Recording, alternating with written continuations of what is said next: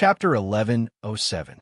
The bald, burly man who jumped out of the Batai prison lifted his leg and was about to kick the door of Mamie's without another word, scaring the customers who were lining up outside the restaurant. The alarm in the direction of the Batai prison had already sounded. It was just a wall away, and the sound was exceptionally loud and piercing. Everyone was guessing what kind of ruthless person could escape from the Batai prison. The action of kicking the door made everyone's heart jump to their throats.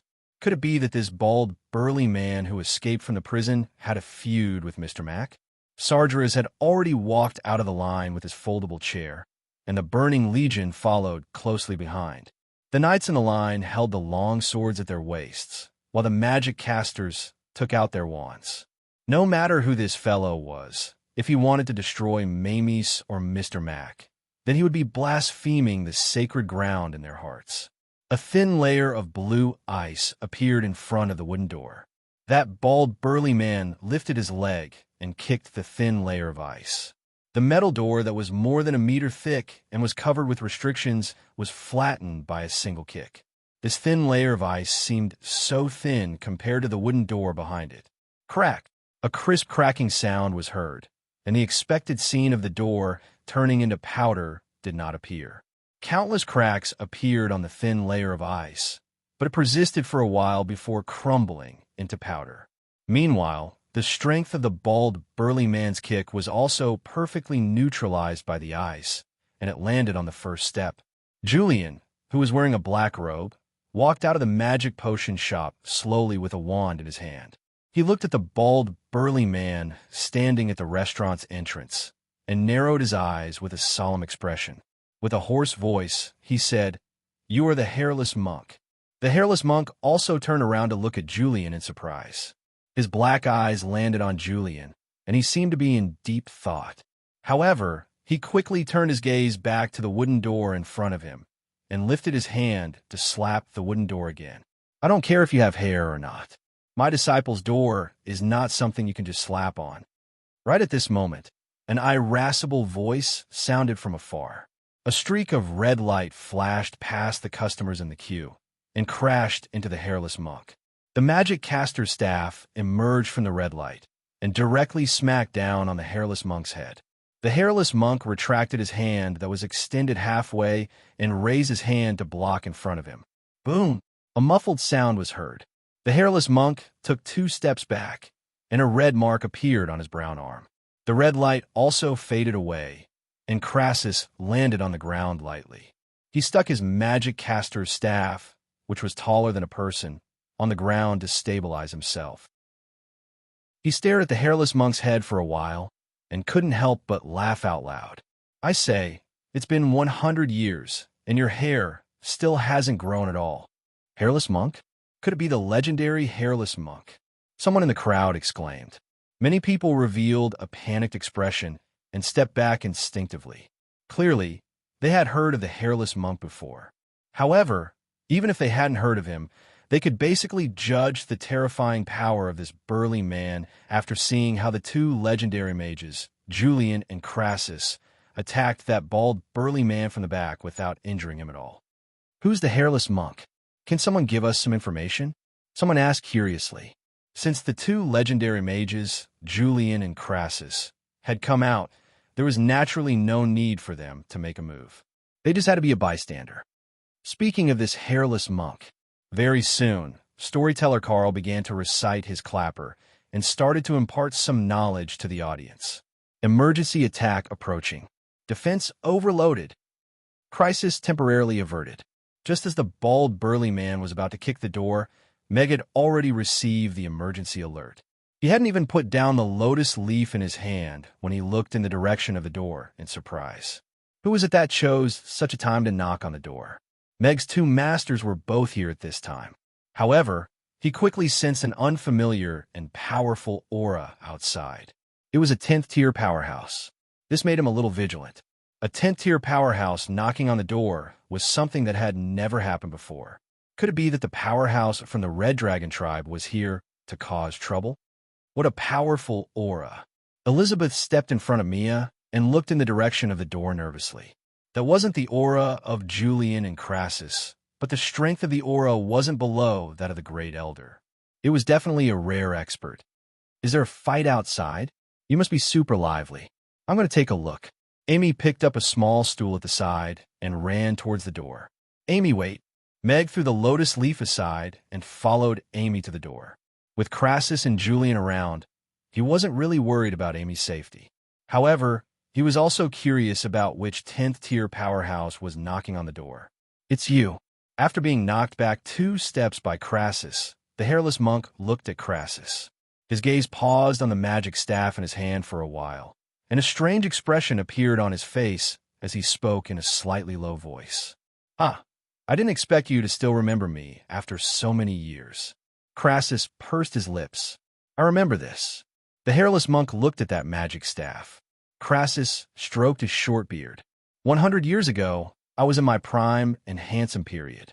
Now that I'm old, it's no big deal that you can't recognize me. Ha! He means that you're not even as recognizable as a wooden club. Julian rolled his eyes at the side. The customers who had retreated 20 meters away raised their heads and tried their best not to laugh out loud. Crassus' expression froze, and he put his hand down. He looked at the hairless monk and said, Since you've already escaped from that prison, why didn't you find a place to hide? Why did you have to come and smash my disciple's door? Julian's expression also turned cold. The blue light on the magic staff in his hand flickered as if magic could be released at any time. There's something I want in here. The hairless monk took a deep sniff, and a hint of indulgence appeared on his face. He looked at Crassus and Julian, and a hint of murderous intent flashed across his eyes. He coldly said, I'll leave after I get it. If you stop me again, I'll kill you. A chilly aura spread out in all directions from Julian's feet. Frost appeared on the ground, and a white path extended toward the hairless monk. The magic staff in Crassus' hand also lit up with a dazzling red flame.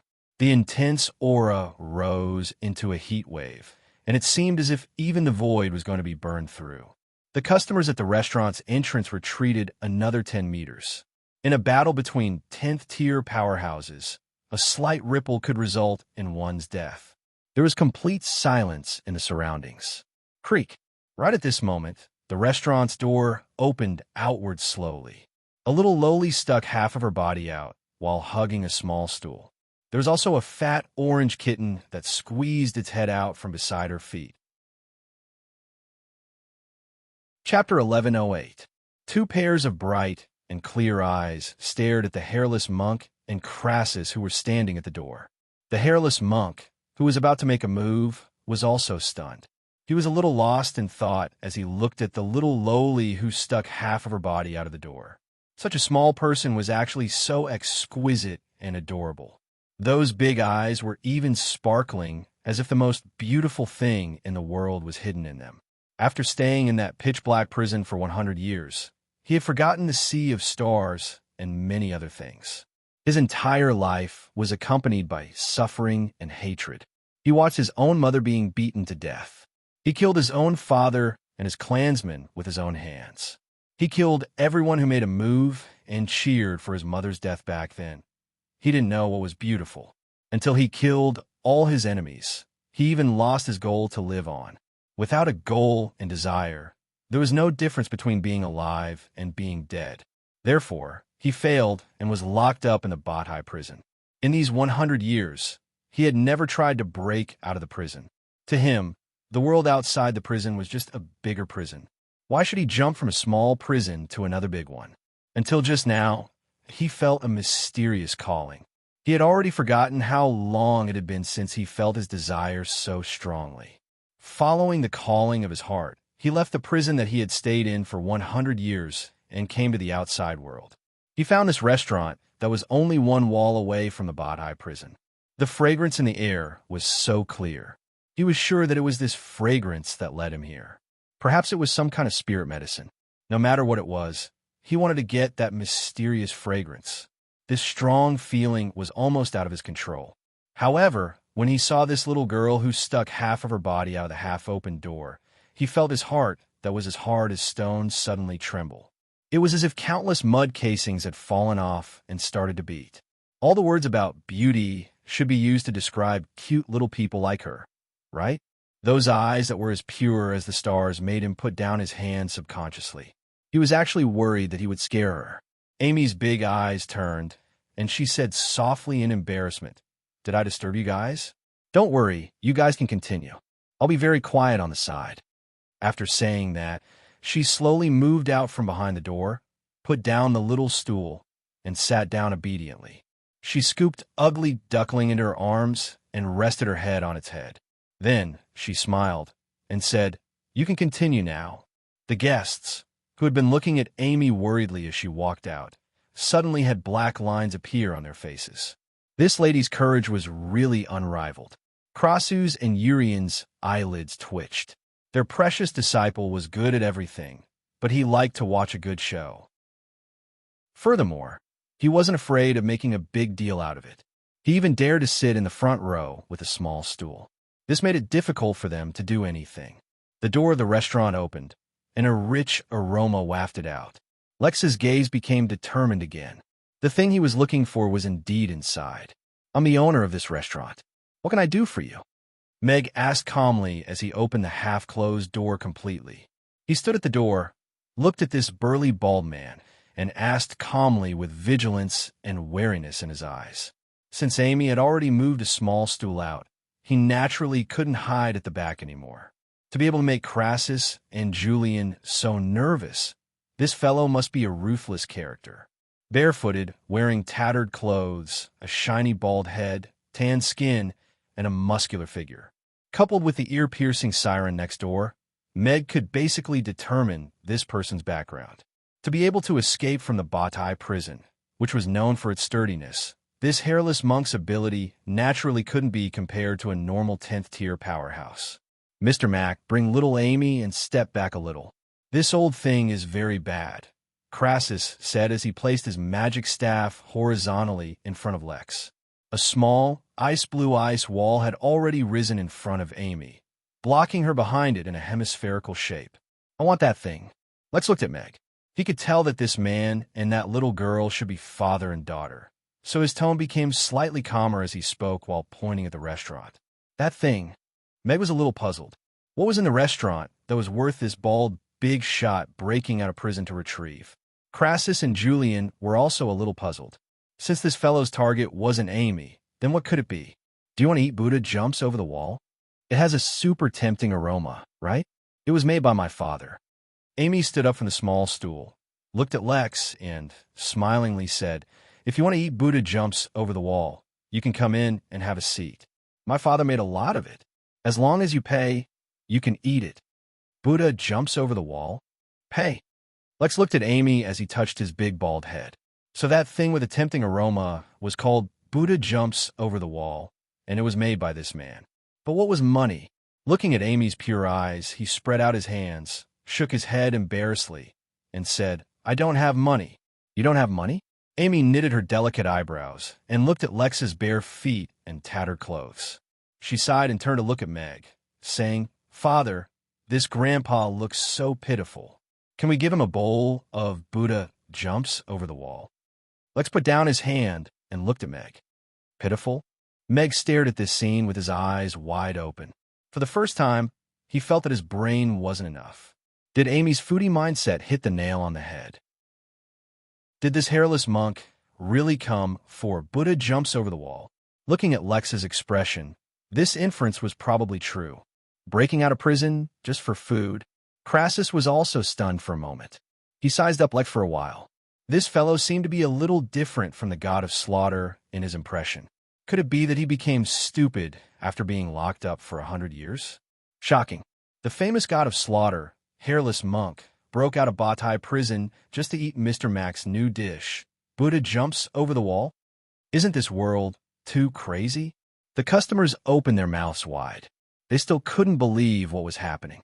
Meg coughed softly and opened the restaurant's door. Since that's the case, Amy is right. There's no need to fight anymore. Everyone come in and have a seat. Drink a bowl of Buddha jumps over the wall to calm your nerves. This matter will be over after that. Mr. Mac, Crassus was still holding his magic caster's staff horizontally as he looked at Lex cautiously. Master Crassus, don't worry. He's not a bad person. Amy pulled Crassus' sleeve and made him move his magic caster's staff away. She then smiled and waved at Lex, saying, "Come in." Chapter 1109. First Level Incident. The hairless monk has broken out of prison. Locked down the Batai prison. Ear-piercing alarms rang throughout the Batai prison. Magic barriers rose from the prison, and all the prisoners in the active area were sent back to the prison immediately. The prison guards ran in the corridor angrily and used the batons in their hands to teach the agitated prisoners a lesson. "Warden, what should we do?" Deputy Warden Jonathan asked nervously as he looked at the empty tunnel entrance. The heavy metal door was nailed to the wall hundreds of meters away. The metal door frame was completely distorted. One could imagine what kind of terrifying force it had endured.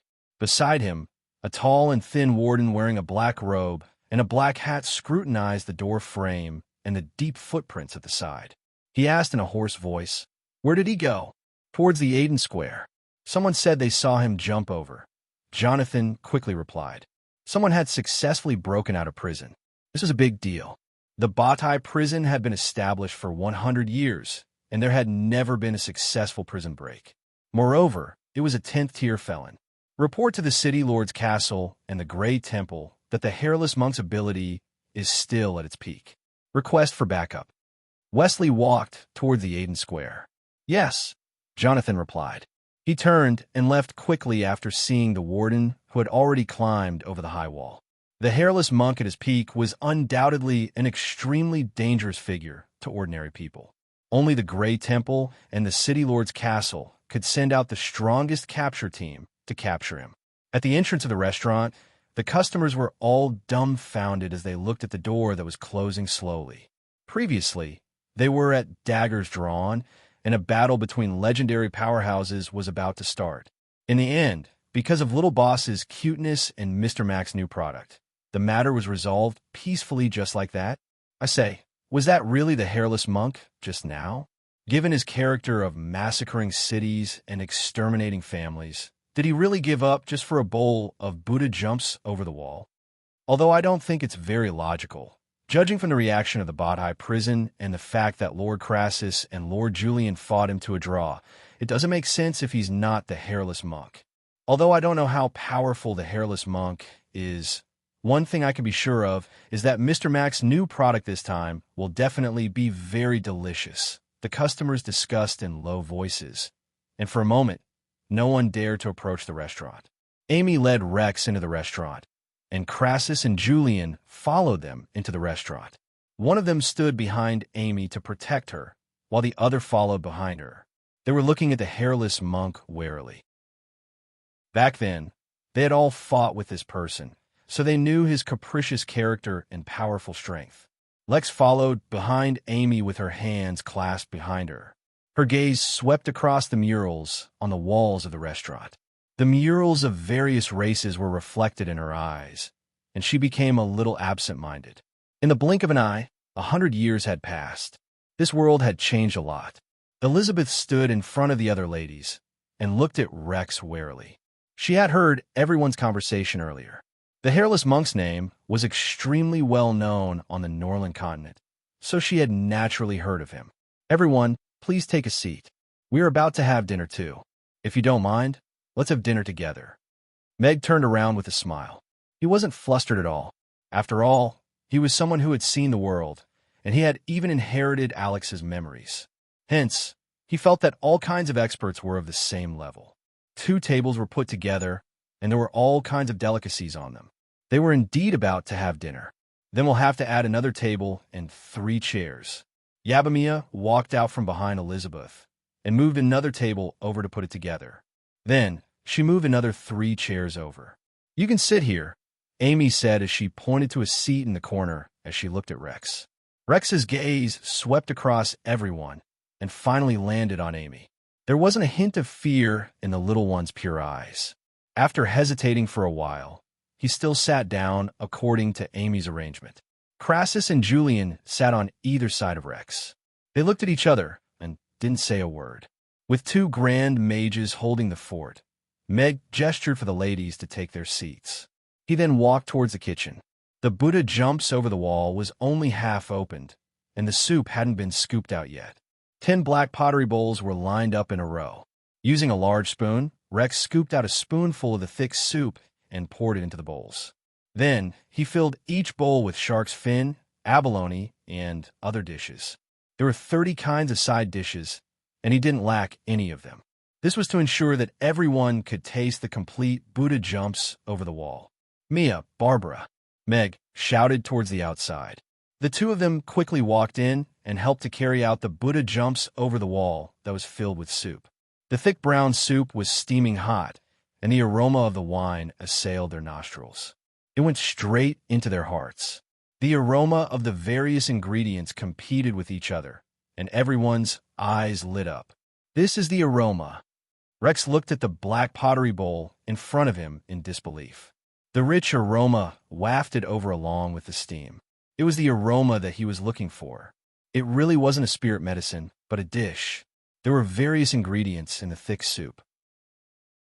They were visibly soft and mushy, but they still maintained the same shape and didn't fall apart because of the stewing. In the past 100 years, he had almost forgotten the taste of food. Even though the Badai prison would provide him with a fixed amount of food every day, he would only eat a little when he thought of it. He would chew mechanically and swallow the tasteless food into his stomach. Just a little bit was enough for him to live for a very long time. The last time he ate was about a month ago. The entire table of food, the bright colors, and the aroma that assailed his nostrils gave him a sense of anticipation. Then I'm going to dig in. Amy was the first to pick up the spoon. She scooped up a spoonful of thick soup and blew on it before putting it into her mouth. Gulp. After swallowing the soup, Amy's face revealed a pleasantly surprised expression. She shook her head from side to side and happily mumbled, "It's so delicious." After saying that, she scooped up a piece of shark's fin. The transparent shark's fin was as soft as jelly. She put her mouth forward and sucked, and it slid into her mouth with a slurp. "Woo! It's delicious and fun. This is so interesting," Amy said happily. She picked up the spoon and searched for the next ingredient in the thick soup as if she was digging for treasure. Little Amy is enjoying it so much. Everyone swallowed their saliva and picked up their spoons one after another. Rex finally retracted his gaze from Amy. He hesitated for a moment before picking up the spoon.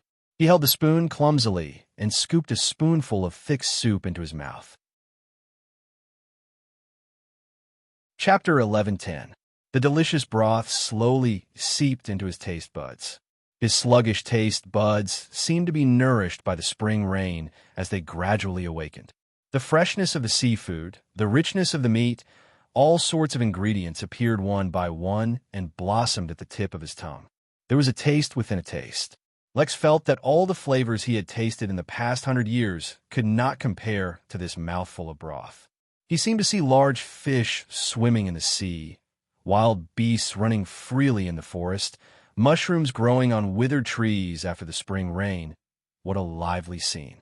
His heart, which had been dead for 100 years, could not help but start beating along with these images. The dark clouds of hatred had dispersed. If his empty heart was filled with these beautiful things, it seemed like a good thing. The rich aroma of meat wantonly declared that he was a mouthful of broth. However, it was not greasy. It was just right for him to want another mouthful.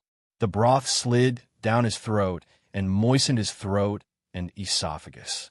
A slightly numb feeling rose from his stomach and spread to his limbs and bones. A part of it continued to rise until it reached the top of his head.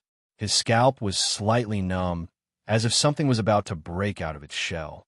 The slight numbness did not bring him any discomfort. Instead, it made him feel very comfortable. It was an indescribable feeling. Vaguely, he seemed to see a young woman holding a baby, revealing a peaceful smile. "Mother," Lex muttered softly in his heart. She was completely immersed in the delicious food. Crassus and Julian looked at Lex, who was in a daze after drinking a mouthful of broth. They also picked up their spoons and drank a mouthful of broth. Their eyes lit up, and they were instantly immersed in the delicious broth. Oh, Yabamiya, who had just drunk a mouthful of broth, stood up immediately. A golden dragon tail had already uncontrollably darted out, and a numb feeling spread throughout her body. Very fine golden dragon scales also appeared on her cheeks and wrists.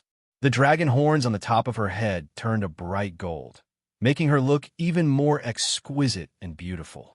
Mia was still holding the spoon in her hand. She was stunned when she saw the scales on her wrists. She hurriedly reached out to touch her cheeks.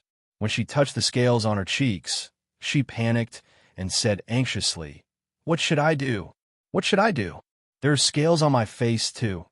Everyone was also stunned when they saw this scene. Mia usually only transformed when she was eating Rugiamo.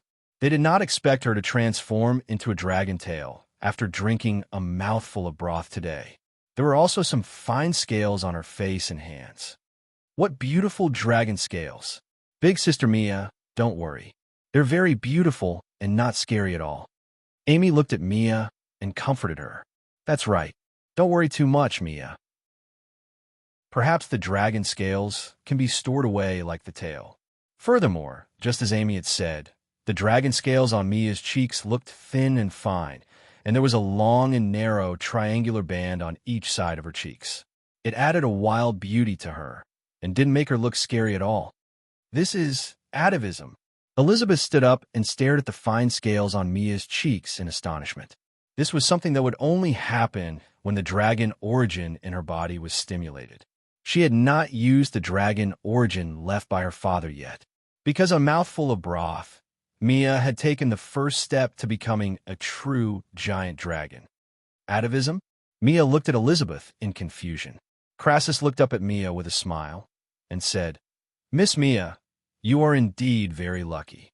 Atavism is 1 in a million among half-races, especially giant dragons. Atavism means that you will obtain some of the dragon's abilities, powerful strength, or a long lifespan. These are all things that others yearn for. Then will Sister Mia become a true giant dragon? A giant dragon that can fly in the sky like Sister Elizabeth?" Amy asked curiously. She can only maintain this form for now. However, this broth seems to have the effect of promoting atavism. If Miss Mia continues to consume it, there is a possibility that she will become a true giant dragon one day, Crassus said as he looked at the Buddha jumps over the wall in front of him. This was a wonderful bowl of soup. Even he felt energized after drinking it. It was as if the mental strength in his mind had been cleansed. It was an indescribable comfort. It was a very nourishing soup. Is it really not scary? If it doesn't fade, will it scare the customers? Yabamiya was still worried. She touched her cheeks. She was most concerned about the customers and not the powerful abilities she might obtain. It will fade. Don't worry. Elizabeth patted her shoulder gently. Okay. Mia looked at Elizabeth and calmed down. She looked at the Buddha jumps over the wall hesitantly. Drink it. It will be good for you, Elizabeth said softly as she saw through her thoughts. Then I will continue to drink it. Mia's eyes lit up. She picked up the spoon and scooped another spoonful of soup in her mouth. She revealed a sweet smile and praised, "It's really delicious." Seeing that everyone was intoxicated by the deliciousness of the Buddha jumps over the wall, Meg did not continue watching. He picked up the spoon and drank a mouthful of soup. Then he tasted the shark fin and meat. The aroma of the wine permeated the broth and the ingredients. The meat was tender and moist. It had a strong meaty aroma, but it was meaty but not greasy. The taste of the various ingredients had already intertwined.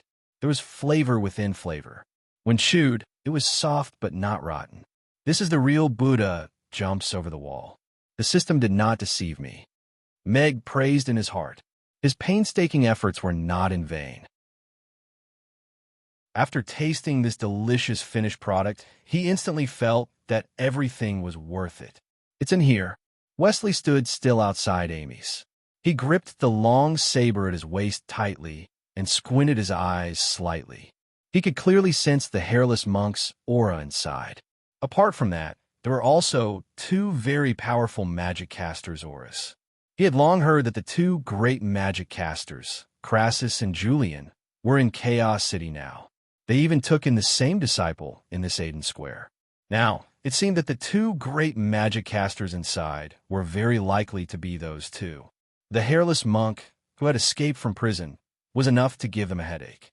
If those two great magic casters, who had always been unreasonable, were to get involved, not to mention the Badhai prison, even the entire Chaos City might not be able to clear things up. "How's the situation?" A green-eyed windfoal stopped at the entrance of the restaurant. Michael got off the horse and asked Wesley. "Seems like they went in," Roland said as he walked out from a ball of dim light and looked into the restaurant. Chapter 11:11. The City Lord of Chaos City, Michael, the Lord of the Grey Temple, Roland, and the Warden of the Badhai prison, Wesley, appeared outside Mamie's at the same time. The members of the Grey Temple and the City Lord's castle guards who rushed over quickly sealed off the surroundings of Mamie's. All the unrelated people were moved 200 meters away. Such a formation made the situation tense all of a sudden. What's going on? Why did the City Lord and the Lord of the Grey Temple suddenly appear? And they even brought so many people with them? The onlookers who did not know what was going on looked around curiously. The alarm in the Badhai prison was still ringing. Seeing the cold expressions of the people from the Grey Temple, the situation became even more suspicious. Mamie's, who had won the top 6 spots on the delicious cuisine rankings, was in the limelight recently. Any small matter would become the topic of conversation after a meal. After the restaurant's door was closed, it was quiet inside. The regulars were also curious about what was going on inside. Would they still be able to eat delicious food tonight? "City Lord, are we going to attack by force?" Wesley asked Michael. He did not explain further about the prison break. Since he could break through the prison's restrictions and defenses, it means that his abilities are still at their peak.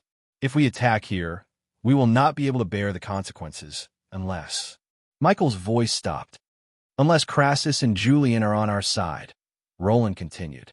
However, looking at his expression, it was obvious that even he did not believe that such a thing would happen. Wesley glanced at the surrounding residents. They were used to a peaceful life and had developed the habit of watching a commotion. If a fight really broke out here, many people would probably die from accidental injuries. A battle between 10th-tier experts was a life-and-death battle. It was not a child's play. Once they attacked, the situation would be very difficult to control. "Should we clear the place?" Wesley asked again. "Clear everything within a 500-meter radius. Try to make as little noise as possible." Michael nodded. He looked at Mamie Restaurant's signboard with a smile and said, "Boss Mag, this is a good place to negotiate. Since they haven't started a fight, then it's best if we don't have to." Everyone who was eating in the restaurant could clearly hear the commotion outside. "Isn't this affecting my business? If you tear down my restaurant, how am I going to sue you?" Meg looked back at the direction of the door and raised his eyebrows. He then looked at the 3 big shots who were eating calmly. Worried that the people outside would attack indiscriminately because they didn't understand the situation, he stood up with a smile and said, "It seems that there are more guests. I'll go take a look." Meg opened the door of the restaurant, and Michael withdrew his hand that was about to knock on the door. He looked at Meg with a smile and said, "Mr. Mack, I heard that there's a special guest in the restaurant. He's eating inside." Meg knew who he was asking about, so he didn't hide it. Someone who could make Crassus and Julian so vigilant was definitely a ruthless character. The City Lord's castle and the Grey Temple had come looking for him. Of course, it was best to let them deal with it themselves. He was just a restaurant owner. Michael, Lauren, and Wesley looked into the restaurant. There were 3 tables that were placed together. A burly, bald man had his back facing the direction of the door. He was sitting at the same table as the restaurant staff. He was eating quietly with a strange expression on his face. This was one of the top 3 ruthless people in the Badhai prison. He was an infamous demon. After successfully escaping from prison by violent means, he was actually sitting at the staff table of the restaurant just a wall away and eating his dinner quietly. Even with their status and experience, the 3 of them were shocked by this scene. Meg looked at the Grey Temple team members who were chasing the customers and onlookers out of the restaurant. He coughed softly and said, "Mayor, Lord of the Grey Temple, let's talk nicely. My customers are still waiting for dinner. It's not easy for them to queue for so long. There's no need to chase them away. There's no need to clear the place first." Michael raised his hand, and the people who were clearing the place immediately stopped. He looked at Meg with a smile and said, "It smells so good. Mr. Mac is releasing a new dish again, right? We're old acquaintances, and it's just in time for dinner. Why don't you let Roland and me in to eat something to fill our stomachs? Just add 2 stools. Crassus and Master Julian are Amy's teachers. It's our duty to respect our teachers." Amy felt pity for that old man and let him in to eat something to warm himself up. Mayor and Lord of the Grey Temple didn't prepare any sumptuous dinner. "I'm afraid we won't be able to serve you well." Meg's face revealed some hesitation. What a joke. Buddha jumps over the wall was 10,000 copper coins per serving. It didn't matter if he was the mayor or the Grey Temple. There was no way he could get a free meal. Wesley looked at Mag with a weird expression. This restaurant owner was really brave. Normal restaurant owners would be more than happy to hear that the city lord and lord of the palace were coming over for a meal, but this one looked like he wasn't willing to do so. This stingy fox, Michael cursed under his breath. He nodded with a smile and said, "Mr. Mac, don't worry. Just remember what Roland and I ate. We'll settle the bill." "How can I do that? I'll remember it well." "Mayor, Grey Temple, please come in," Meg said with a smile and gave up his seat at the door. Michael and Roland looked at each other and walked into the restaurant. Meg turned around and closed the door behind him. Meg added 2 more stools for Michael and Roland to sit beside Crassus and Julian. He filled a bowl of Buddha jumps over the wall for each of them.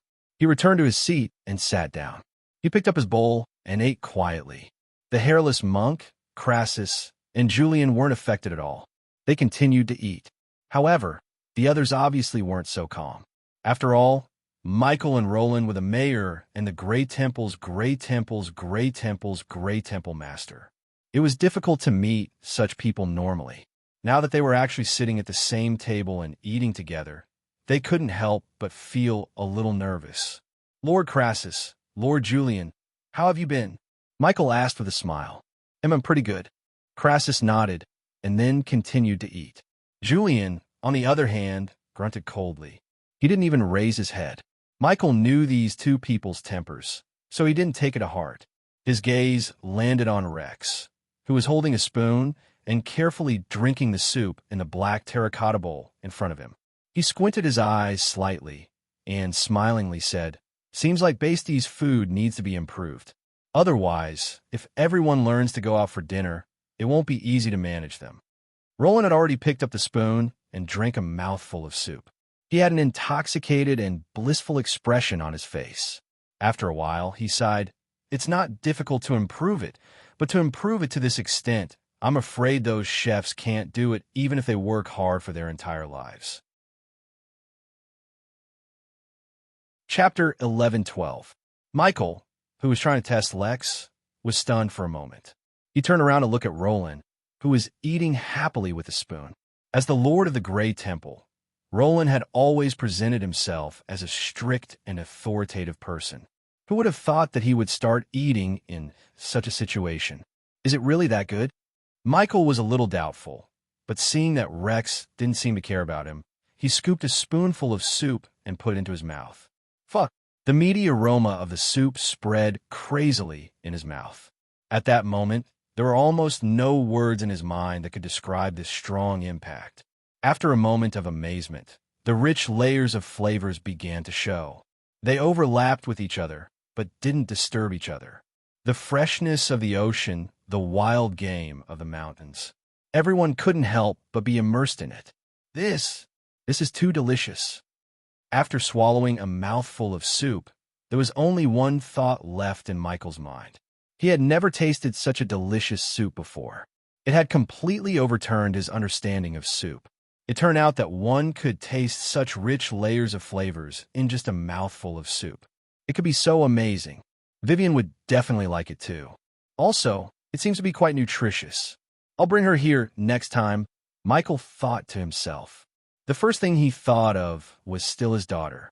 After drinking a mouthful of soup, he couldn't help but eat a mouthful of meat. The rich meaty meat was soft, but not rotten. It was as if it had been simmered with the best wine in the world. The more he chewed, the more fragrant it became. He almost bit his tongue. Such a delicacy is really rare. It's rare in the world, rare in the world. Michael praised in his heart. He was completely immersed in the taste of Buddha jumps over the wall, with every mouthful of soup and meat. Lord Roland, who was at the side, wasn't much different. So the city lord and the lord of the Grey Temple are similar to us when they come across good food. Mia sized up the two important figures in her heart carefully.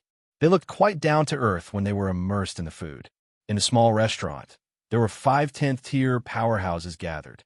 The city lord of Chaos City, the lord of the Grey Temple, the lord of the Fire, the lord of Ice, and Rex, the hairless monk who had just escaped from Batai prison.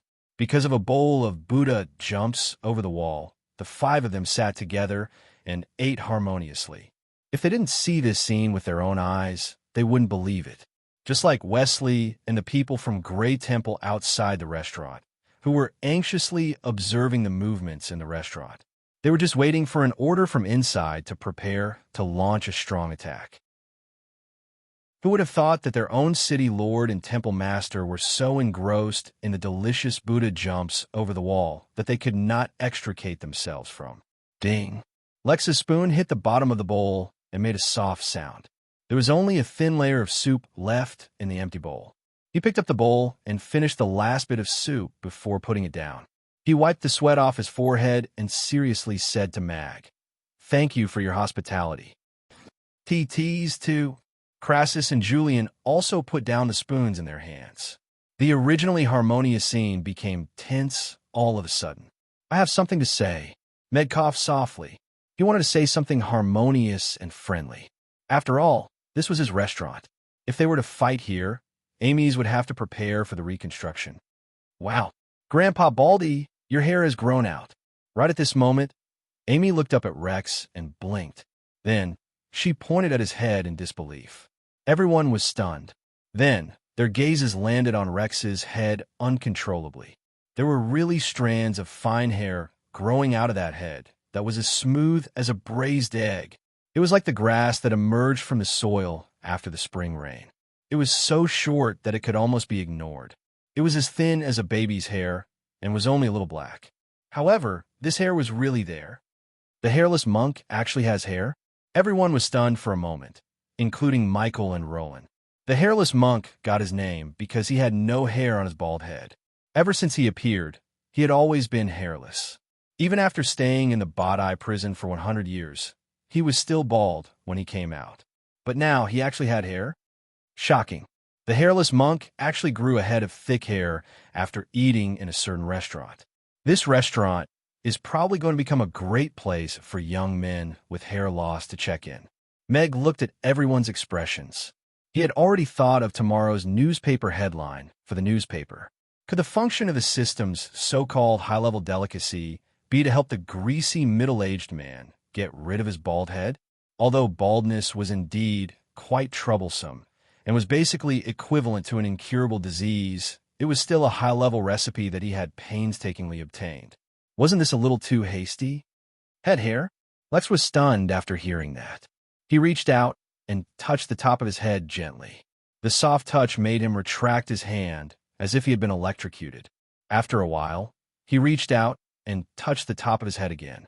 Although it was only a short layer, it was completely different from the bald feeling in the past. This was the first time he felt hair on the top of his head since he was born. His hand was trembling slightly, and he couldn't help but feel agitated.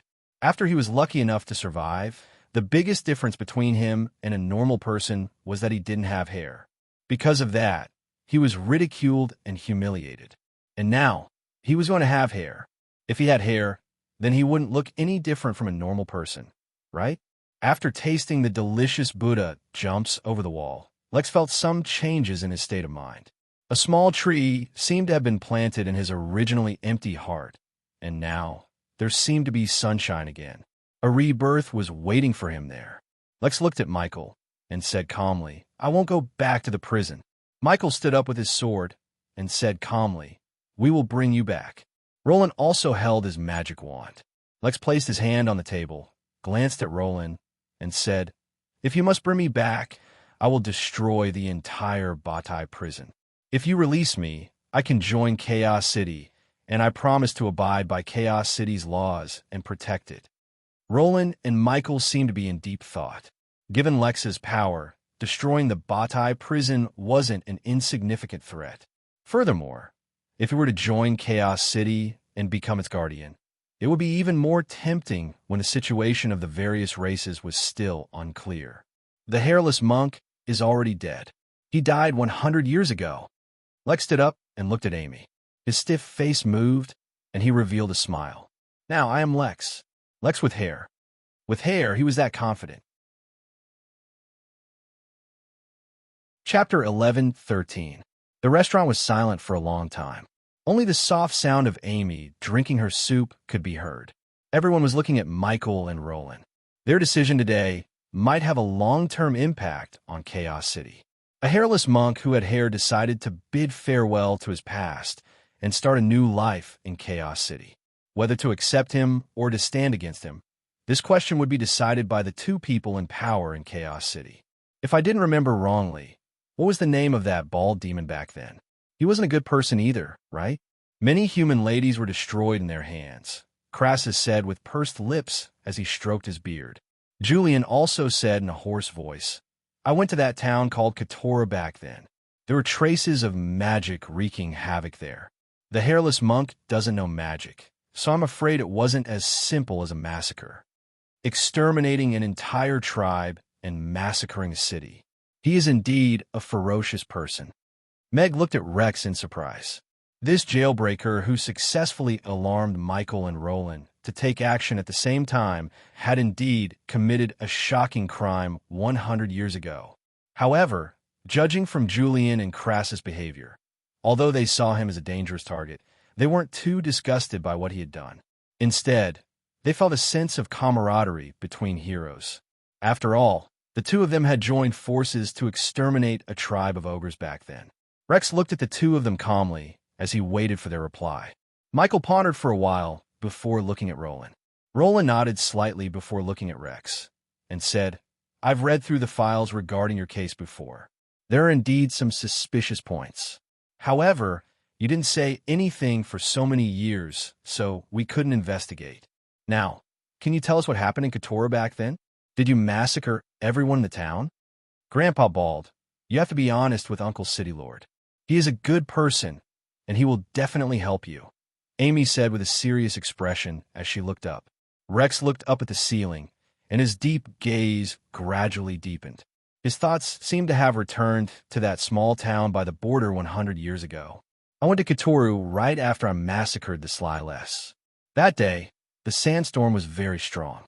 The yellow sand covered the sky and almost completely covered Katoru. Before we even reached Katoru, I could already feel a strong magical aura. Katoru is just an ordinary border town, and there aren't any powerful magicians.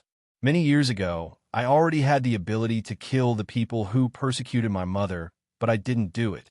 I waited until I was able to kill the great elder of the Sly clan before I started to act. I started by exterminating the Sly demons. However, when I entered Katoru, I discovered that the entire town had been massacred. Everyone was dead, regardless of whether they were adults or children. Even the dogs in the town were all dead. I walked through the streets filled with corpses and found the people who killed my mother in a broken house. They were also dead. My enemies are all dead. I stood in Katoru Square for a day and then left. You should know what happened after that. Lex retracted her gaze. There was still a tinge of sadness in her eyes, but her expression was calm. In other words, the massacre in Katoru town had nothing to do with you? Then why didn't you mention it to anyone? Even when you were caught, you didn't mention it. Michael looked at Lex in confusion. The incident happened during the racial war. After Katoru town was massacred, it was quickly buried by yellow sand.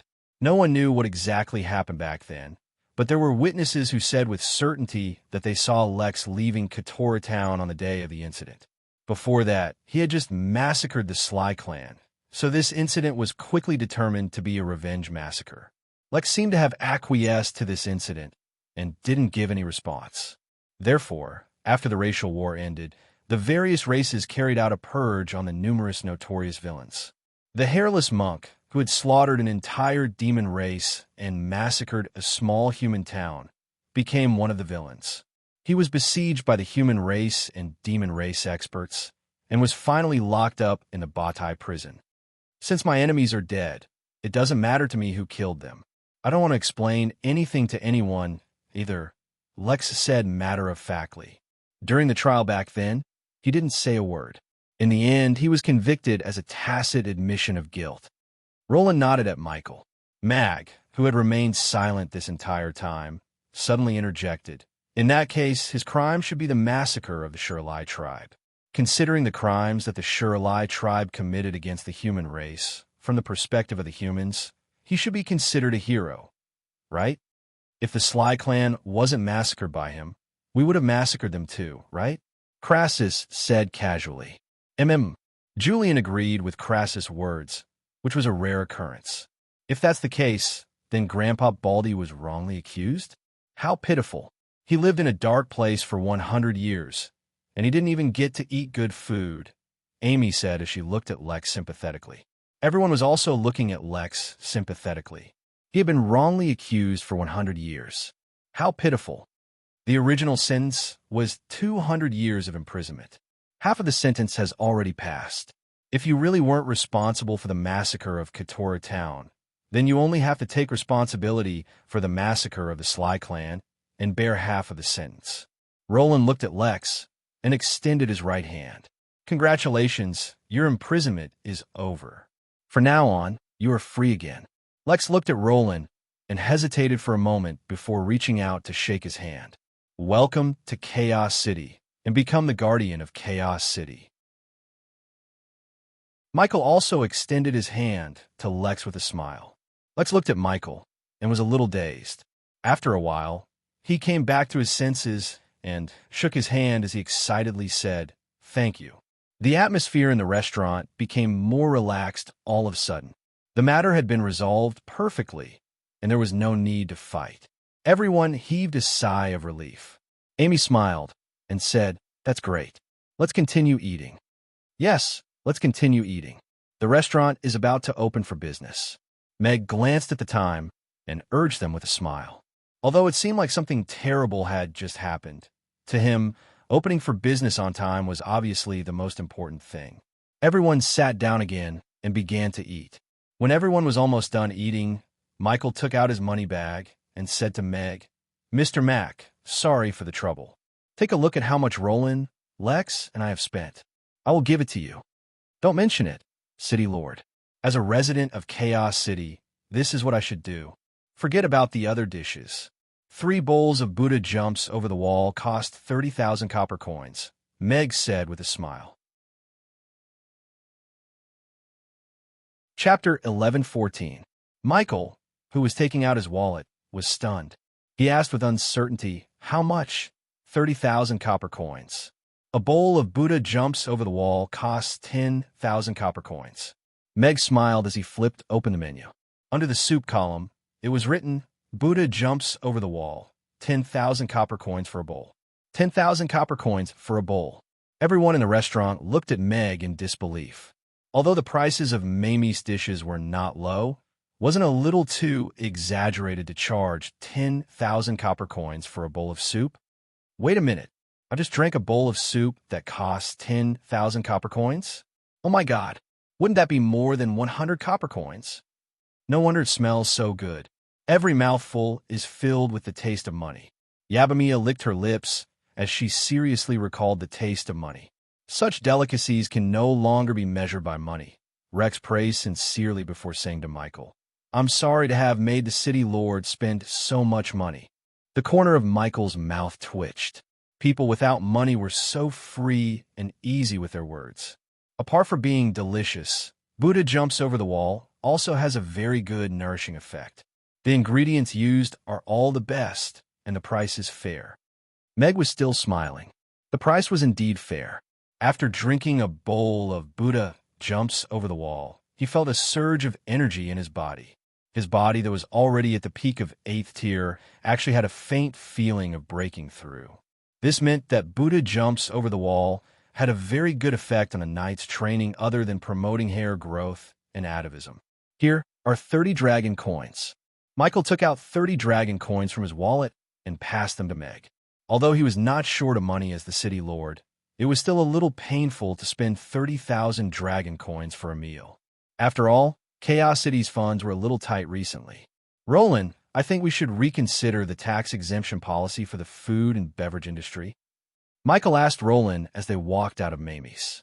Roland glanced at Rex with a smile and said, "If 30,000 copper coins can be exchanged for a 10th-tier powerhouse in Chaos City, I suggest we subsidize this restaurant and waive the management fee." Wesley and the group from Grey Temple were waiting outside the restaurant nervously. They were stunned when they saw the city lord and the temple master walking out of the door while chatting happily with the hairless monk following behind them. The atmosphere was harmonious. Wesley twirled a green chain in his hand. He glanced at Lex and said, "City Lord." Michael raised his hand and gestured for Wesley to put down the chain. He smiled and said, "Oh, Wesley, bring Lex to go through the procedures to be released from prison in a while. Then, send someone to assist him to the City Lord's office to apply for a resident card. From today onwards, his sentence is over, and he is willing to join Chaos City. I have already agreed to let him join. His sentence is over, and he is going to join Chaos City." Wesley looked at Michael in confusion, and then at Lex, who was standing at the side with his hands tied.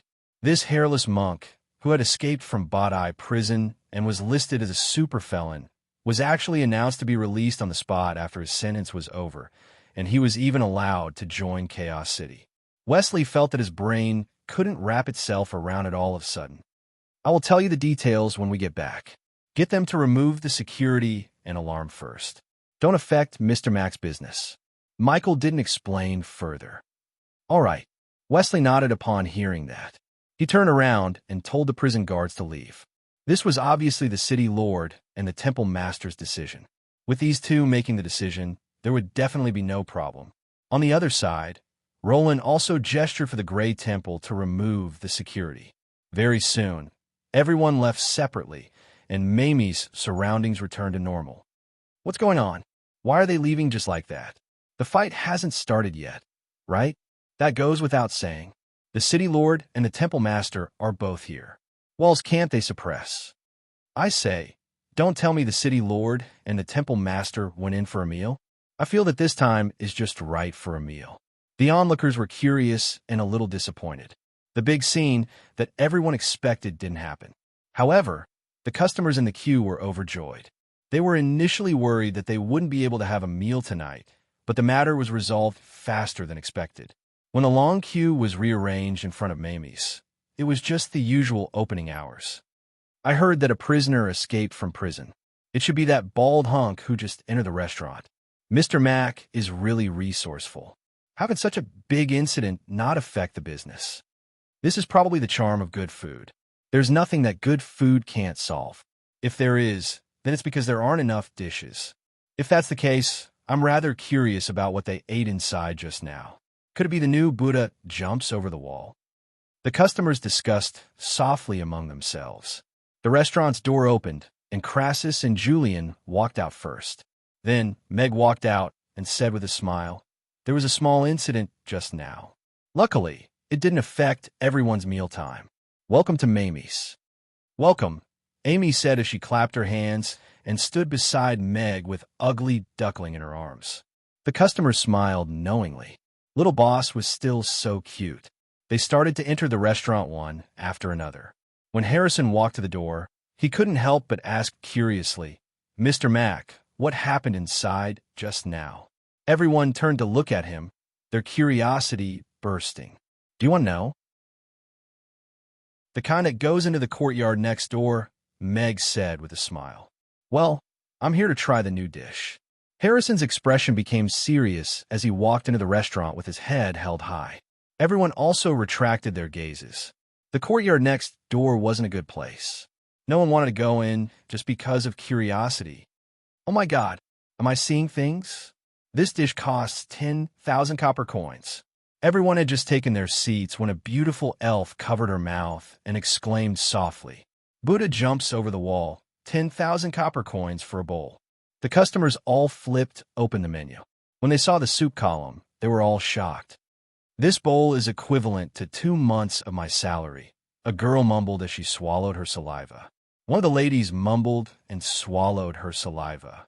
She could still bring a few of her friends over to try the spicy grilled fish, but this bowl of Buddha jumps over-the-wall soup was clearly not meant to be shared.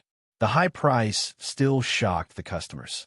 Although there was no lack of petty bourgeois and nouveau riche among the customers, not everyone was willing to spend 10,000 copper coins on a bowl of soup that no one had tried before.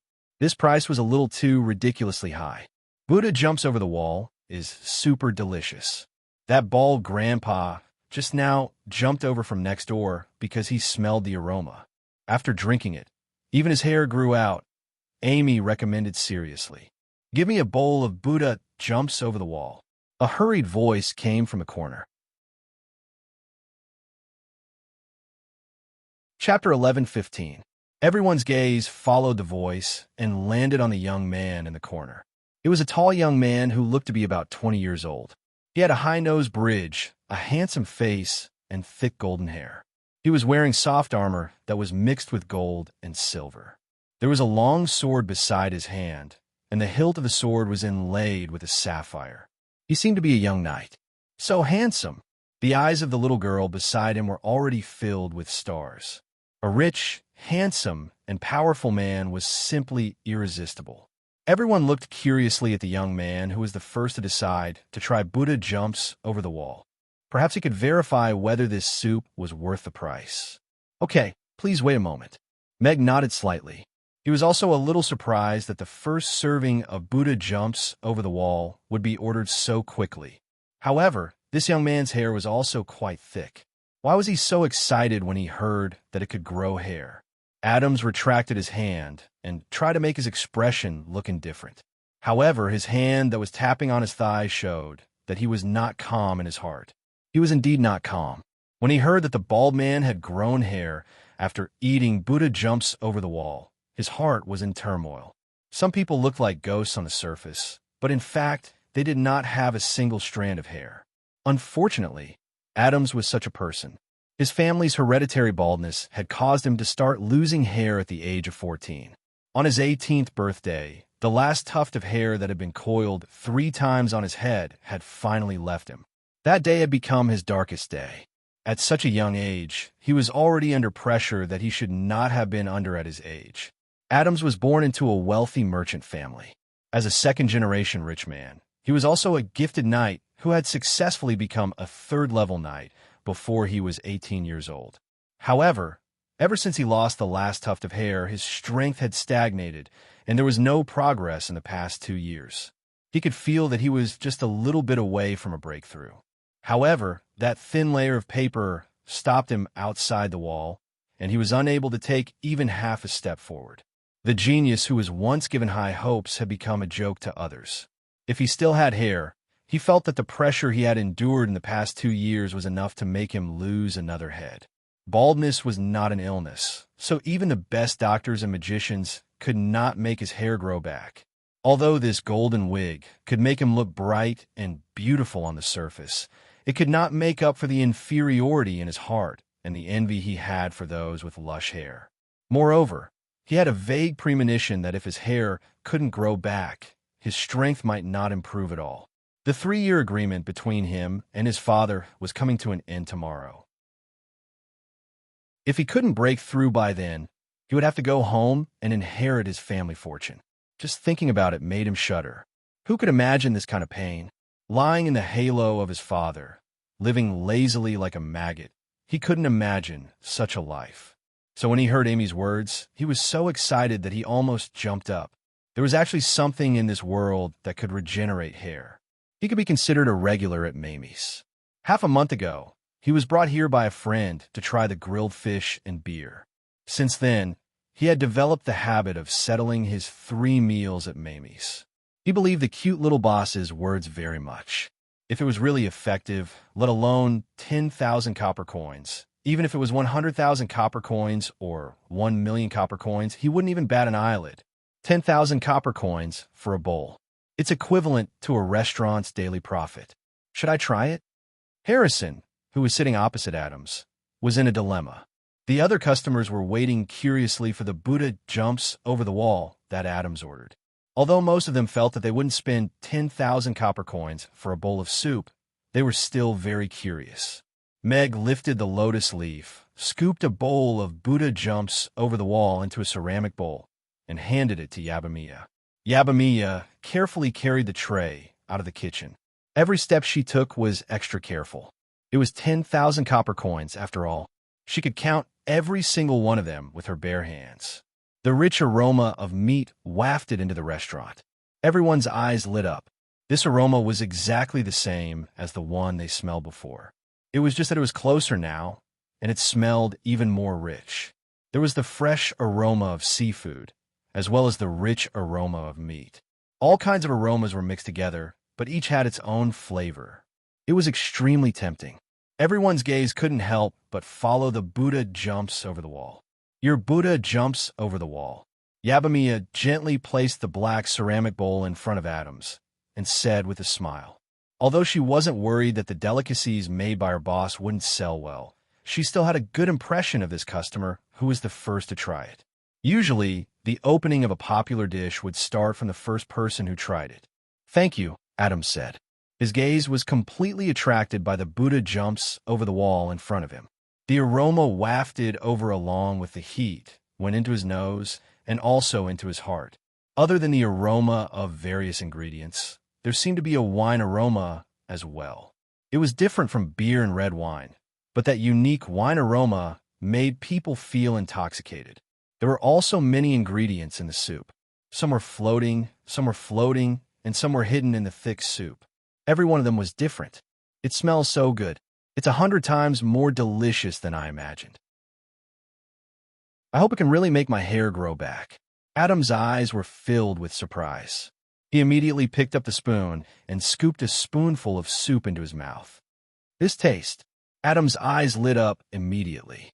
The rich soup slid into his mouth, and it seemed as if there were dozens of flavors exploding in his mouth at the same time. The taste buds on the tip of his tongue quickly fell into a carnival. He didn't think that he was a person who was sensitive to taste. However, in this mouthful of thick soup, he could taste the flavors of dozens of ingredients. Chicken, abalone, pork tripe. It brought about a rich sense of layering that made people indulge in it. Gulp. After swallowing a mouthful of soup, a slightly numb feeling spread to his limbs and bones. Then it started to rise from the soles of his feet to the top of his head. He could clearly feel that there were countless ants crawling on his scalp under the wig. It was as if something was going to drill out from his scalp. The numb feeling made him want to tear off the wig and scratch it. What a strong feeling. Could it be that my hair is really going to grow back? Adams was ecstatic. He picked up the spoon and scooped another spoonful of soup into his mouth. The numb feeling on his scalp became clearer and clearer. This feeling wasn't uncomfortable. After getting used to it, it felt as if there was a pair of gentle hands pressing on the top of his head. Moreover, every press was accurately pressed on the most comfortable acupuncture points. It was so comfortable that he almost wanted to cry out. At this moment, Adam suddenly heard a soft sound in his body. Chapter 11:16. This is, Adams was stunned for a moment. He subconsciously checked the situation in his body, and then his eyes gradually widened.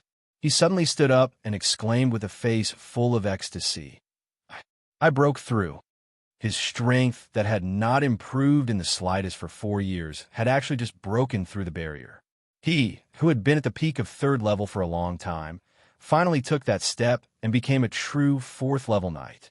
His body seemed to be undergoing a reorganization, and his bones made a slight crisp sound. He clenched his fist hard, and a strong feeling of strength came back clearly. It was a feeling of strength that he had never experienced before.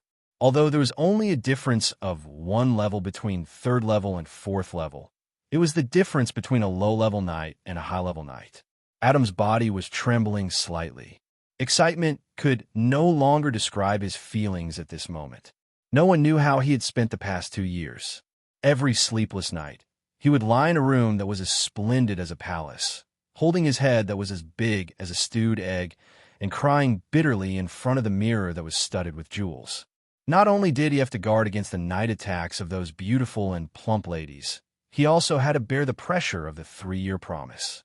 These days were simply unbearable, and now he had finally broken through. 4th level. He had finally passed the 4th level. He could finally stand in front of his father openly, refuse to inherit those dirty money, and continue to pursue his dream of becoming a great knight. His goal was Alex, that legendary knight. Only by abandoning all distracting thoughts and temptations and focusing on the great cause of being a knight could he become a great person like him, right? Yes, it must be like this. Adams thought with certainty in his heart. He had already made up his mind that before he became a great knight, he would definitely not be affected by other things. "Mama, what's wrong with that brother?" A little girl looked at Adams with some fear. The young woman sitting next to the little girl thought for a while and said, "Maybe the food that Mr. Mac made was so delicious that he went crazy." "Oh." The little girl nodded thoughtfully and then said with a serious face, "Then let's not eat that thing. Let's just eat 2 more ice creams. Eating ice creams won't make him go crazy." The other guests also looked at Adams in surprise. This young man looked quite normal, but after drinking a few mouthfuls of soup, how did he get drunk? Adams quickly realized that his reaction seemed to be a little overboard. He blushed and awkwardly retracted his finger that was pointing at the ceiling. He nodded apologetically at everyone before sitting back down and picking up his spoon to continue eating the Buddha jumps over the wall. At this moment, in his heart, this was not just a delicious soup, but a divine medicine that gave him a new life. Before the 3-year promise was up, he had successfully broken through to level 4. Furthermore, he felt that something was emerging from the top of his head. He was 100% sure that it was hair that had been extinct for several years, and it was growing recklessly. A bowl of Buddha jumps over the wall soup had completely changed his fate. He no longer needed to lower his head to fate. What young mistress of equal social status? What money that he could spend in a few lifetimes? These things were not worthy of stopping him from pursuing his dream. "Bro, is it really that good?" Harrison asked hesitantly as he looked at Adams, who was in tears. Adams raised his head and vaguely said, "This can no longer be described as good. This is my faith for life. If that's the case, then it's really worth giving it a try." Harrison nodded and finally made up his mind. He raised his hand and said, "Give me a bowl of Buddha jumps over the wall soup too." I'll have one too. Then, give us 2 more small bowls." The effect of Adams' tasting was remarkable. It successfully made many customers who were originally hesitating start to order. Adams, who was eating halfway, quickly raised his hand, wanting to order another bowl. He had only eaten half a bowl, and the effect was already so strong. If he could take off his wig and stand in front of his father tomorrow, he would definitely give him an even greater shock. "I'm sorry, sir. Because the quantity of Buddha jumps over the wall soup is limited, each person can only order 1 bowl." Mia looked at him and shook her head slightly. "I can only order 1 bowl?" Adams was a little disappointed. After thinking for a while, he tried again and said, "I'll double the price. Can you give me another bowl?" "I'm sorry, I can't." Mia shook her head. 20,000 copper coins for a bowl was really too tempting. However, the boss had already told her that there were only a dozen or so bowls of Buddha jumps over the wall soup left. In order to let more customers try it, it was necessary to limit the quantity of Buddha jumps over the wall soup. Adams was also a regular customer of Mamie's. He knew the restaurant's rules and Mr. Mac's temper very well. Many beautiful ladies had tried their best to get an extra bowl of tofu pudding, but none of them had succeeded. "All right, thank you." Adams nodded his head slightly in a cultured manner. It seemed like he could only come again tomorrow. After finishing the Buddha jumps over the wall soup, Adams ate another bowl of Yangzhou fried rice. After paying for it, he stood up and left the restaurant. Right now, he just wanted to go home immediately, take off his wig, and see if there was really hair growing on his head.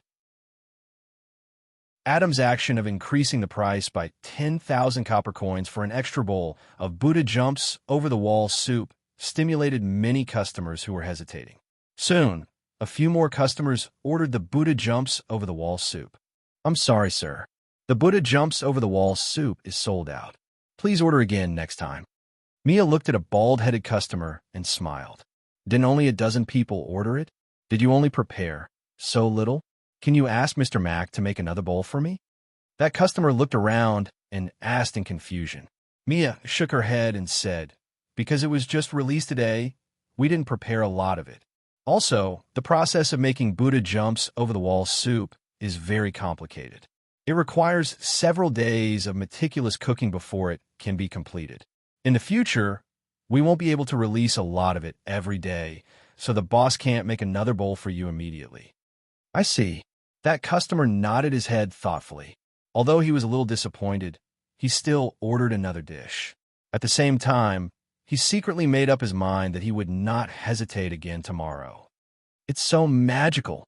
After eating this Buddha jumps over the wall soup, my strength actually increased. Master said that I wouldn't be able to break through and become a second-tier knight within 10 years.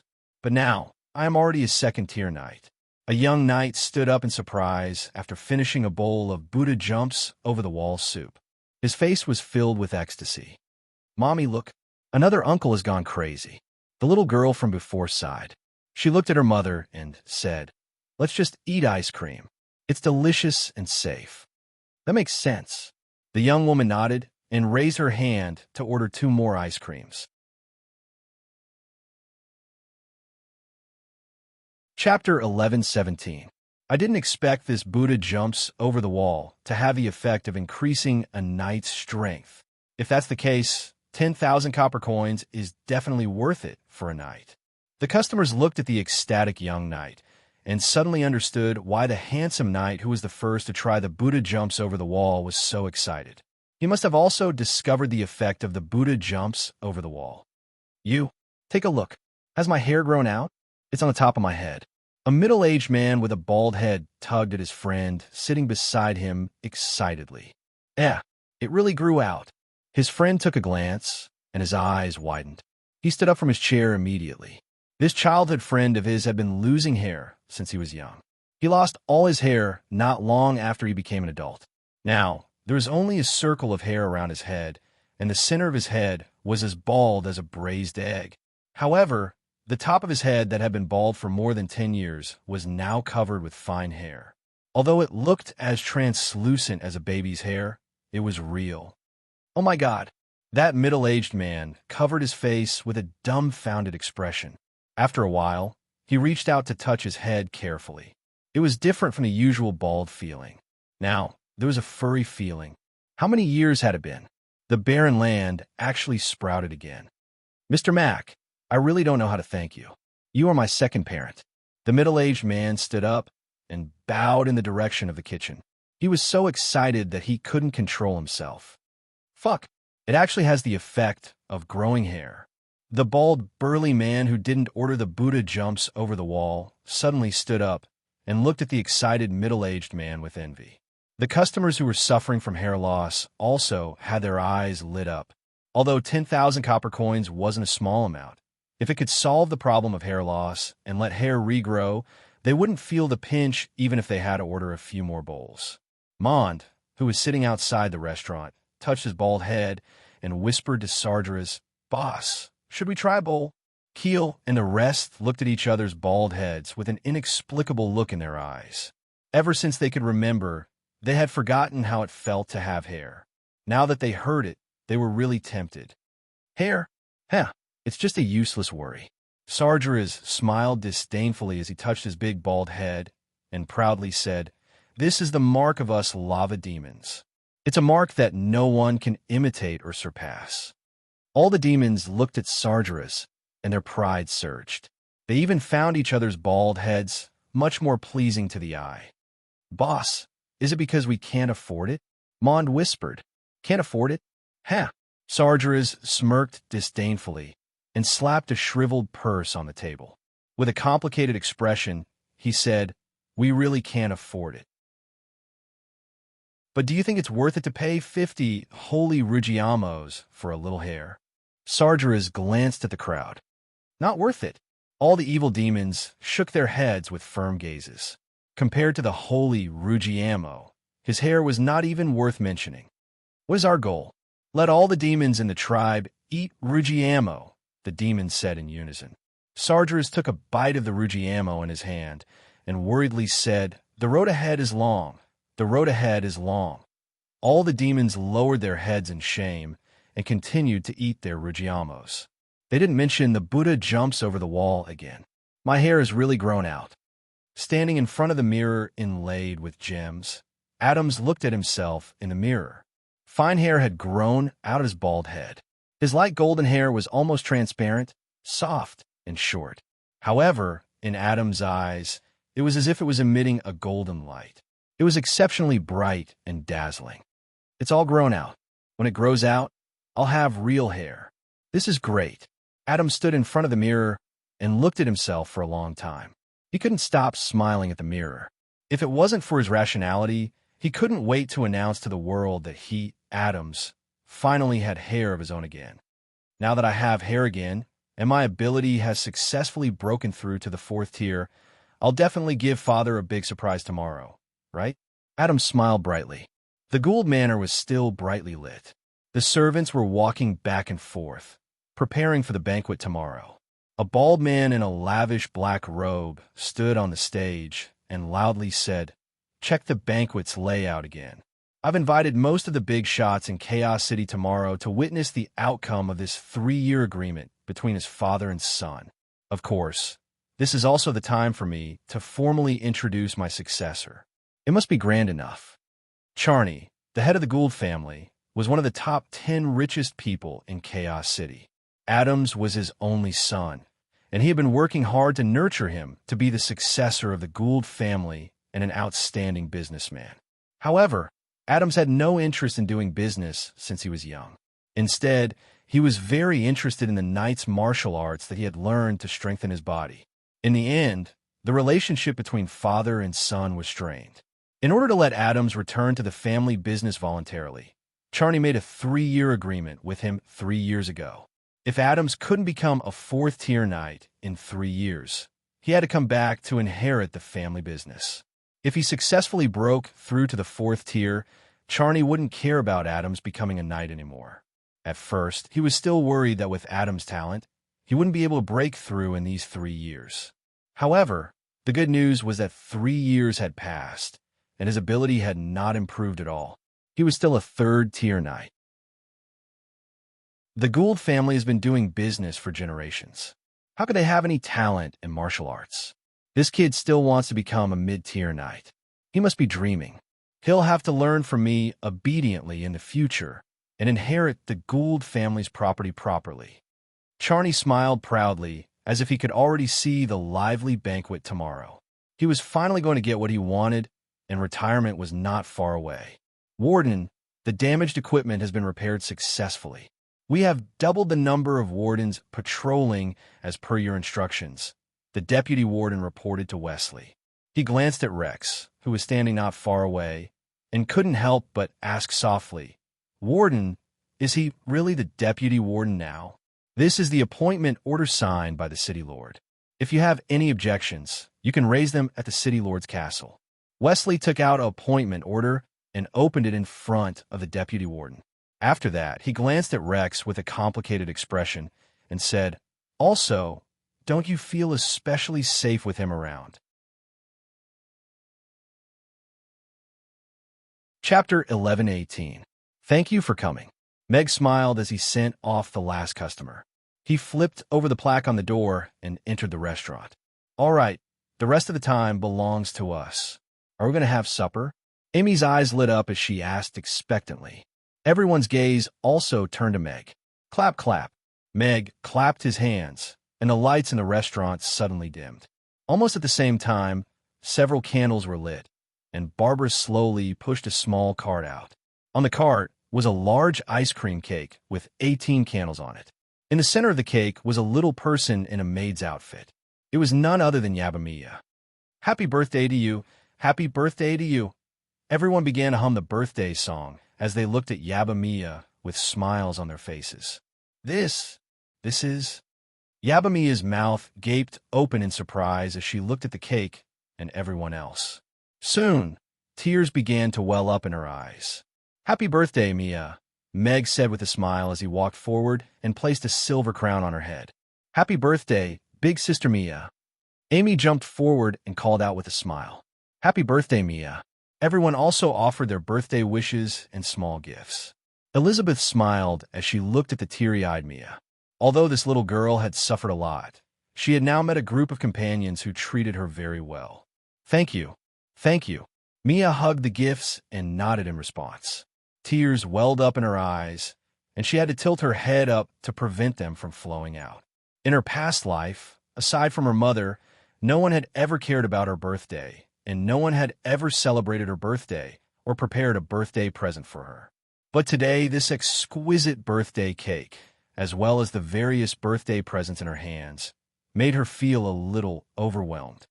According to our customs, you have to eat cake on your birthday. Before you blow out the candles, you can make a wish. Perhaps it will come true, Meg said as he looked at Mia. Yes. Mia nodded and stood in front of the cake that was filled with candles. She put her palms together and closed her eyes. She began to make a wish sincerely. After a while, she opened her eyes and blew out 18 candles in one breath. The lights came on again, and everyone smiled. Meg had told them yesterday that he was going to celebrate Mia's birthday. Only Mia didn't know about it. "Okay, let's cut the cake." Meg handed the knife that had been soaked in hot water to Mia. Mia placed the gift in her hand to the side and cut the ice cream cake into triangular pieces. She placed them on exquisite small plates and distributed them to everyone. "This cake is delicious," Amy said in surprise after taking a bite of the cake. "Yeah, today's cake is even more delicious than usual. Is it because it's Mia's birthday cake?" Barbara nodded. She then smeared some cream on the cake and tapped it on Mia's nose. Everyone ate the delicious cake, and in the second half of the meal, it became a cake battle. The ice cream cake was smeared on one's face, and the cool sensation was quite interesting. Joyful laughter reverberated in the restaurant, and the girls even danced the dance that they had just learned. Meg stood off to the side with a glass of beer in his hand. This birthday party in this alternate world was quite successful. After the revelry, everyone cleaned up the restaurant and left. "Thank you, boss," Mia said with a sob as she looked at Meg and went up to hug him tightly. "It's what I should do." Meg smiled and gently rubbed her head that was resting on his chest. He had picked her up at the door, and she was very adorable from the moment they met. Big Sister Mia hugged Father, and Father gently rubbed her head. Is this overstepping his boundaries? Should I write it down? Amy fell into deep thought as she looked at the two of them hugging each other. Mia raised her head from Meg's arms and suddenly realized that she had taken the initiative to hug her boss. She blushed and took 2 steps back. Then, she said with a serious expression, "From tomorrow onwards, I'll work even harder. You've already worked hard enough. Go back and have a good sleep." Meg shook his head with a smile. Mia's work attitude could only be described as a model worker. If she continued to work hard, he would feel quite embarrassed. Everyone bade farewell to each other. "Mia, I want to take you to a place." On the way back, Elizabeth stopped and turned to look at Yabamiya, whose cheeks were still red. "Big sister, I also have something to say to you." Mia stopped in her tracks and looked at Elizabeth. She whispered, "If I like boss, can we be together? You like him?" Elizabeth looked at Yabamiya with a complicated expression. She was a little annoyed, but at the same time, she had expected this. "I don't know." Yabamiya shook her head. She looked a little lost. "But no one has ever treated me as well as he did. That day, when I escaped from the kitchen of that little restaurant, I thought I was dead. He brought me delicious food and let me stay as a member of the restaurant. He was the one who told me that I wasn't that bad. He was the one who taught me self-confidence and self-respect. He was also the one who gave me so many friendships, and you. I don't know if I've really fallen in love with him, but I don't think any other man will be as important to me as he is to me." Yabamiya's gaze became firm. She looked at Elizabeth and smiled. "I think this is what it means to like someone." Elizabeth looked at Yabamiya for a long time. Her eyes were filled with heartache. She was about to say something, but she couldn't bring herself to say it. After a moment of silence, she nodded. He is indeed a good person, but I don't want to tell him. Yabamia looked at Elizabeth and pleaded, "Can you keep this a secret for me?" "Why?" "If you like him, shouldn't you tell him directly?" Elizabeth was confused. "No." Yabamia shook her head and sighed. "He's so outstanding. Only people like Miss Gloria and Miss Luna are compatible with him. I'm just a half-dragon who doesn't know anything. I don't deserve to be with him." Gloria looked at Yabamia, who was grabbing her skirt and biting her lips. Gloria's heart skipped a beat. She grabbed Mia's hand and shook her head. "You're not a low-level half-dragon. You're the princess of the Frost Dragon tribe, and will become a real golden dragon." Chapter 11:19. The Frost Dragon streaked across the sky and flew out of Chaos City into the distance. Yabamia sat on the dragon's back, and her panicked expression gradually calmed down. Then, she spread open her arms and welcomed the oncoming wind with an excited smile on her face. Even though this wasn't the first time she had flown into the sky on Elizabeth's back, it still felt very strange to be all alone. She enjoyed the feeling of the wind brushing past her and the pitch-black mountain range passing by quickly. She was like a free bird that could soar freely in this vast sky. Elizabeth landed on the summit of a tall mountain. The summit of the mountain was relatively flat, and there were rocks all over it. Occasionally, the cries of wild beasts could be heard from the forest below.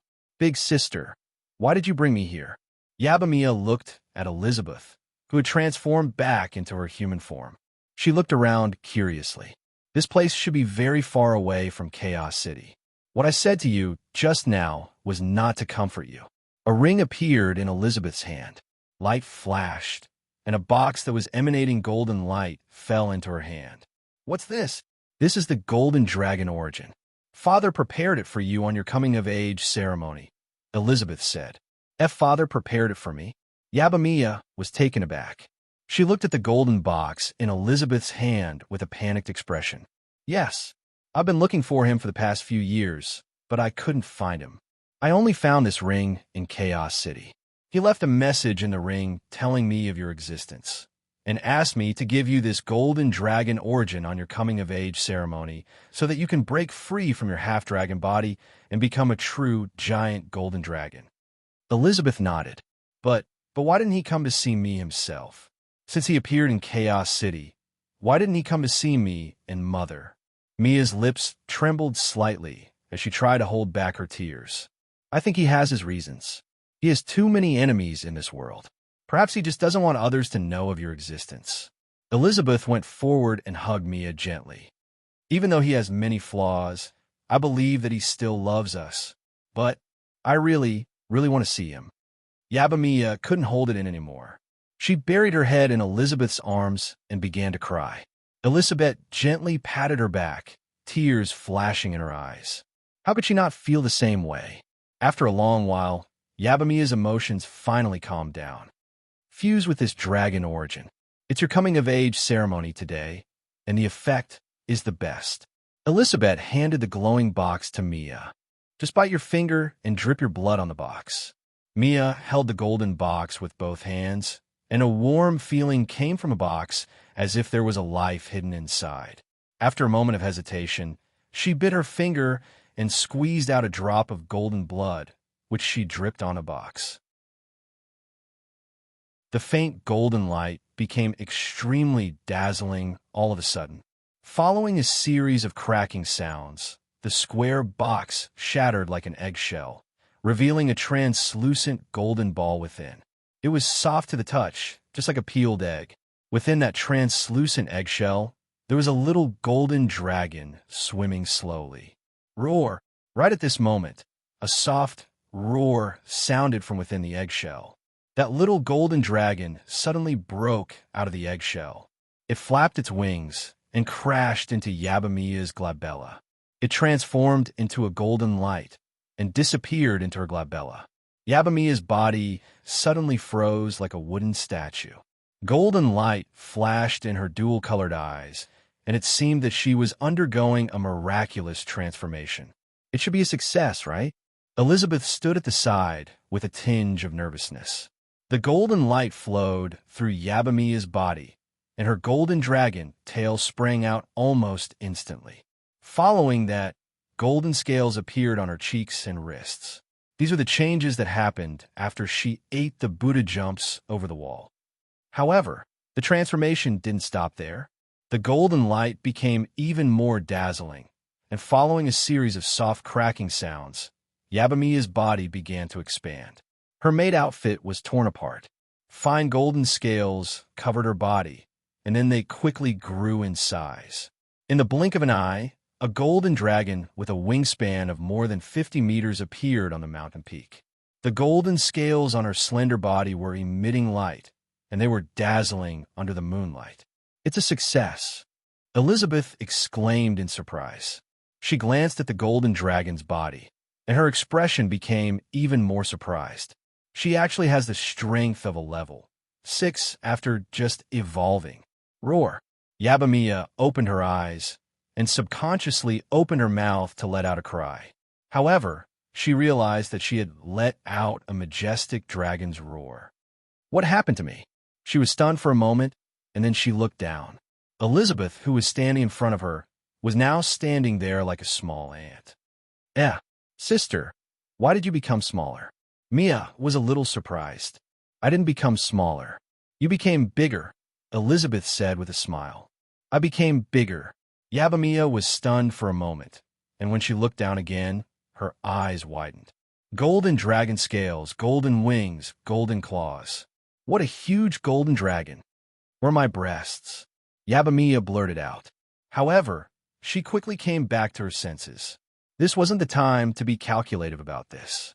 How did she become such a huge golden dragon in the blink of an eye? This change was too much for her to handle. Don't worry.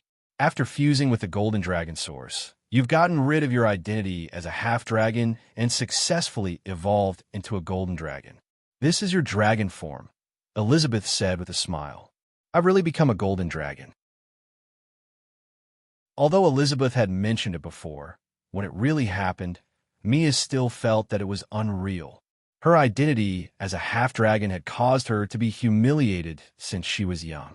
She had never thought that she would one day be able to get rid of this identity and become a noble dragon. Yes, from today onwards, you're a real golden dragon, Elizabeth said with certainty. Can I fly? After a moment of confusion, Yabamia finally calmed down and asked Elizabeth with anticipation. As a dragon, flying is the most basic ability. I'm falling. Before Elizabeth could finish her sentence, Yabamia, who had flapped her wings twice, fell from the top of the mountain. Impatient fellow, Elizabeth sighed and took a step forward. She transformed into a frost dragon and swooped down. Not long after, a golden dragon flapped her wings clumsily like a drowning person and flew up from the bottom of the mountain in a strange posture. A frost dragon slowly rose up to accompany her. Chapter 11:20. The golden dragon flew unsteadily in the sky. However, under the protection of the frost dragon, she gradually mastered the flying techniques and was able to fly normally. She then tried out some techniques, such as turning and ascending. Whoa, this is so fun. The golden dragon flapped her wings and glided over the mountain peak. She bent over the mountain stream and flew close to the forest, leaving behind a string of bell-like laughter. She is indeed very talented. Elizabeth appeared at the top of the mountain and looked at Mia, who had mastered the flying technique, with a smile on her face. Yabamia had her fun and landed on the mountain peak. She retracted her wings and transformed back into her human form. My clothes. When she landed, she realized that her clothes had been torn to shreds during her transformation. She hurriedly reached out to cover her breasts and lower body. Thank goodness my breasts are still here. She held her heavy breasts and heaved a sigh of relief. Sister, my clothes are gone. What should I do now? Yabamia looked at Elizabeth for help. Dragons don't need to wear clothes. However, it is much more troublesome after you transform into a human. You can use your scales to transform into any kind of clothes. Elizabeth said as she demonstrated a small spell. Yabamiya blinked and imitated the spell. Golden light flashed, and a maid outfit identical to the one she was wearing appeared on her body. It really appeared. Yabamiya looked at the clothes on her body in surprise. She reached out to touch them. Other than the fact that the material was a little slippery, the style was no different from her previous clothes. However, these clothes were transformed from her scales. When she touched them, she felt as if her skin was being touched. This made her feel a little uncomfortable. It seems like I have to ask the boss to give me a new set of clothes. Otherwise, it will be very inconvenient for me to work, Mia thought to herself. Elizabeth said, "Clothes transformed from your scales will not be damaged during your transformation. If you want to wear normal clothes, it is best not to transform on the day." Okay, Yabamiya nodded. After hesitating for a while, she took 2 steps forward and said, "Sister, there is something I've been wanting to ask you. I want to know who hurt you before, who inflicted such severe injuries on you." Yabamiya asked with a serious expression as she looked into Elizabeth's eyes. Elizabeth's eyes revealed a hint of surprise. After hesitating for a moment, she shook her head slightly and said, "You don't have to know about this." "No, I want to know," Yabamiya said firmly. "You are my only family. Although I'm not as strong as you, I want to protect you. I want to stay by your side." Elizabeth felt as if her heart had skipped a beat. Looking at Mia's resolute gaze, her heart suddenly felt warm. No one had ever said such words to her. No one had ever said that they would stay by her side, and no one had ever promised to protect her. Even her mother had been telling her since she was young that she was the only one who could be responsible for her own life. No one would protect her, and no one would protect her. Elizabeth was silent for a moment before she said calmly, "Do you want to learn how to fight for me?" Yabamiya was stunned for a moment, but she quickly nodded and said, "Yes, I want to learn." "Okay, when you can really protect me, I will tell you the truth." Elizabeth nodded with a faint smile. She spread open her arms and transformed into a frost dragon again. She flew into the sky and looked down at Yabamiya. "From today onwards, I will cultivate with you for 3 hours every night before going back to sleep." "Okay." Yabamiya nodded. She transformed into a golden dragon and flew after the frost dragon. "You are late." Meg looked at Camilla, who was standing at the door with her arms crossed. She was wearing a black dress with a high slit, a black windbreaker, and a black gauze hat. He frowned slightly and said, "Also, where is your uniform? Although I agreed to your request and reluctantly joined your restaurant, when I come to work and what I wear, it is none of your business." Camilla glanced at Meg and smiled disdainfully. "Do you know our madam's noble status? How can a mere human like you order her around?" The black cat servant, who was wrapped in a black robe, stepped forward and yelled at the top of his voice. "In that case, it seems that I have to announce the photo stone and let everyone know that our noble Madam Countess is a perverted masochist." Meg smiled. Camilla's expression froze. If the photo stone was announced, wouldn't Miss Gloria know that she was a masochist? No, such a thing must not happen. She had to leave a perfect image in Miss Gloria's mind. "Ahem, I didn't sleep well last night, so I woke up a little late. I will be on time tomorrow." Camilla coughed dryly. "Madam," the black cat servant's voice was filled with shock. "Where are your clothes?" Meg's gaze stopped at the deep cleavage in front of her chest for a while and asked, "I brought my clothes. I plan to change when I get to the restaurant." Camilla looked around. "After all, with my status, if people know that I am a waitress, it will be hard for me to go out and meet people. Being a waitress is a proper job." Meg rolled his eyes. However, seeing how careful Camilla was, he did not say anything more and let her enter the restaurant first. The black cat servant also wanted to enter the restaurant. The restaurant doesn't allow pets in. Employees are also not allowed to bring pets to work. Mag raised his hand to stop the black-robed servant. Even though the servant appeared to be a human being, he knew exactly what was hidden within the servant's robe. "I am Caesar, the most loyal servant of the Madam Countess. I must always serve the Madam well." What a big black cat! Before Caesar could finish speaking, his black robe was suddenly torn off by Amy, who had appeared out of nowhere. Caesar, who was floating in midair, was stunned for a moment before he meowed and fell to the ground. He arched his back, and the black fur all over his body stood up like needles as he looked at Amy with a panicked expression. Meow. Ugly Duckling jumped out from behind Amy and stood in front of Amy. Its claws were exposed from its little chubby paws as it looked at Caesar eagerly. Meow. Caesar immediately tucked his tail between his legs and curled up on the ground, not daring to move. He peeked at Ugly Duckling from the corner of his eyes. Useless. Camilla turned around to look at Caesar. She waved her hand and said, "Go back." Meow. As if he had been pardoned, Caesar did not even know how to speak human language. He turned around and disappeared with a whoosh. Chapter 11:21. The first room on the right is the bathroom. "You can change there," Meg said to Camilla. "Mm." Camilla responded and swayed her hips as she went upstairs. Soon, she changed into the chef's uniform that Meg had prepared for her and came downstairs. "Is big sister Camilla a chef too?" Amy asked curiously. "It's the same chef's uniform as mine," Anna said with a nod. "Yes, I'm best at blood salad and cold heart slices." Camilla licked her lips with her bright red tongue and revealed 2 sharp teeth in an attempt to scare the 2 lucky fellows. "Blood salad? Cold heart slices?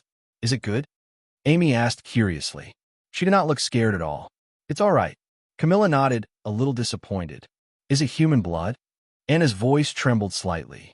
There was a hint of fear in her eyes. "Human blood won't do. Usually, human blood is very dirty and disgusting to drink." Camilla looked at Anna. She was very satisfied with this lucky fellow's performance. She bent down and continued with a smile. "It has to be a beautiful and kind lady. Their blood is sweet. Of course, a cute scorpion spirit like you is also very good." "Ah!" Anna screamed and hid behind Meg. She looked at Camilla with fear. "Anna, don't be afraid. She's just scaring you." Meg reached out and patted Anna's head to comfort her. Then he looked at Camilla and said, "Your main job today is to learn how to prepare ingredients from Phyllis. Remember how to prepare each ingredient and how to use it." "Do I still need to learn such a simple job?" Camilla pursed her lips and walked toward the kitchen proudly. "Hello." Phyllis and Camilla greeted each other, but the wind blades didn't stop. The green wind blades were like sharp knives, easily slicing the ingredients into countless pieces and accurately placing them into different ingredient boxes. "This." Camilla, who was standing at the kitchen door, looked at the ingredients and wind blades flying around with her mouth wide open. How the hell was he going to learn this?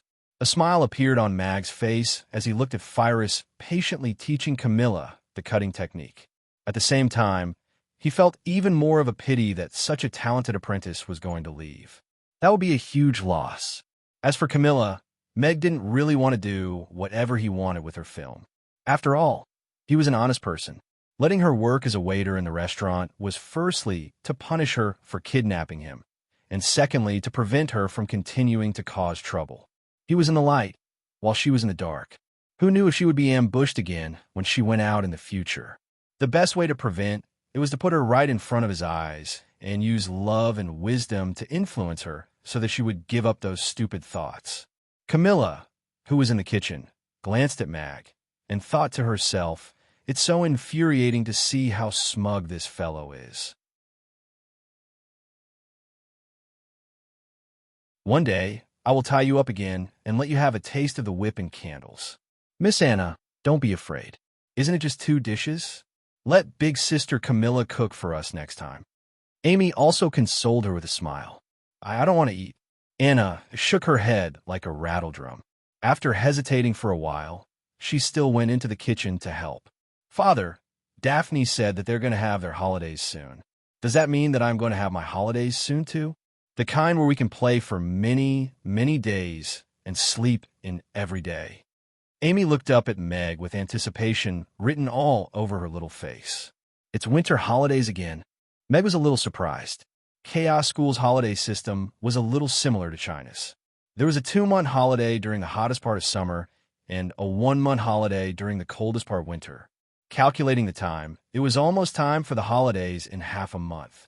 However, although Amy was now considered half a student of Chaos School, she had always been learning magic from her two teachers, Crassus and Julian.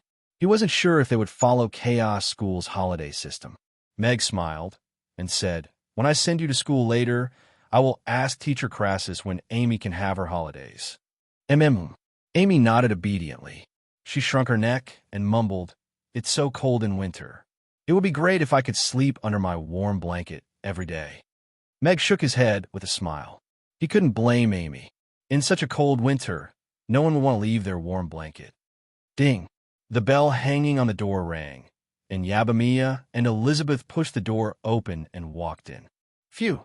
The restaurant is still the warmest. Yabamiya heaved a sigh of relief. Then she smiled energetically and said, "Good morning, Boss Amy. Good morning, Big Sister Mia, Big Sister Elizabeth." Amy also greeted the two of them. "Good morning." Elizabeth nodded slightly. She still didn't smile. "You guys are early today." Meg looked at the two of them in surprise. They were about 15 minutes earlier than usual.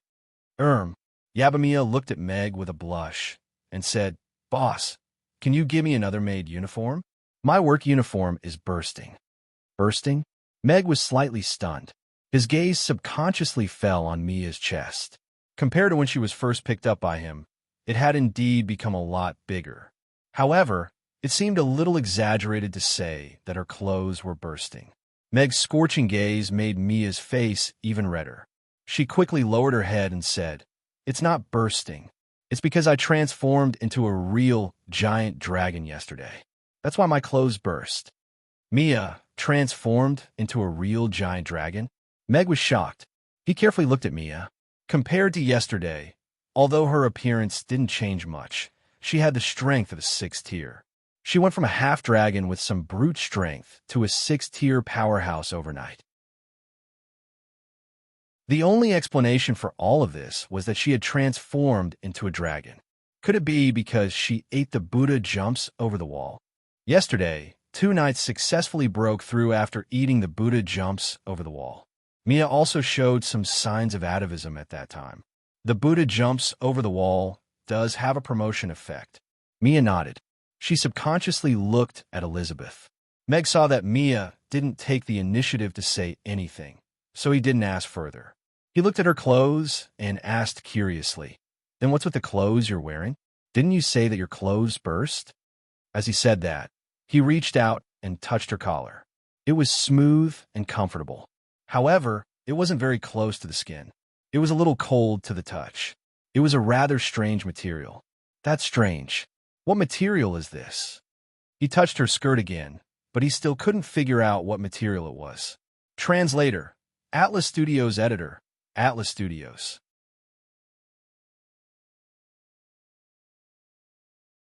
Chapter 1122. Meg's hand slid from the collar to the hem of the dress, carefully appreciating the material of the dress. At the same time, he was curious as to how Mia had managed to make such an exact replica of her maid costume. Yabamiya's face was red as she let out a long moan.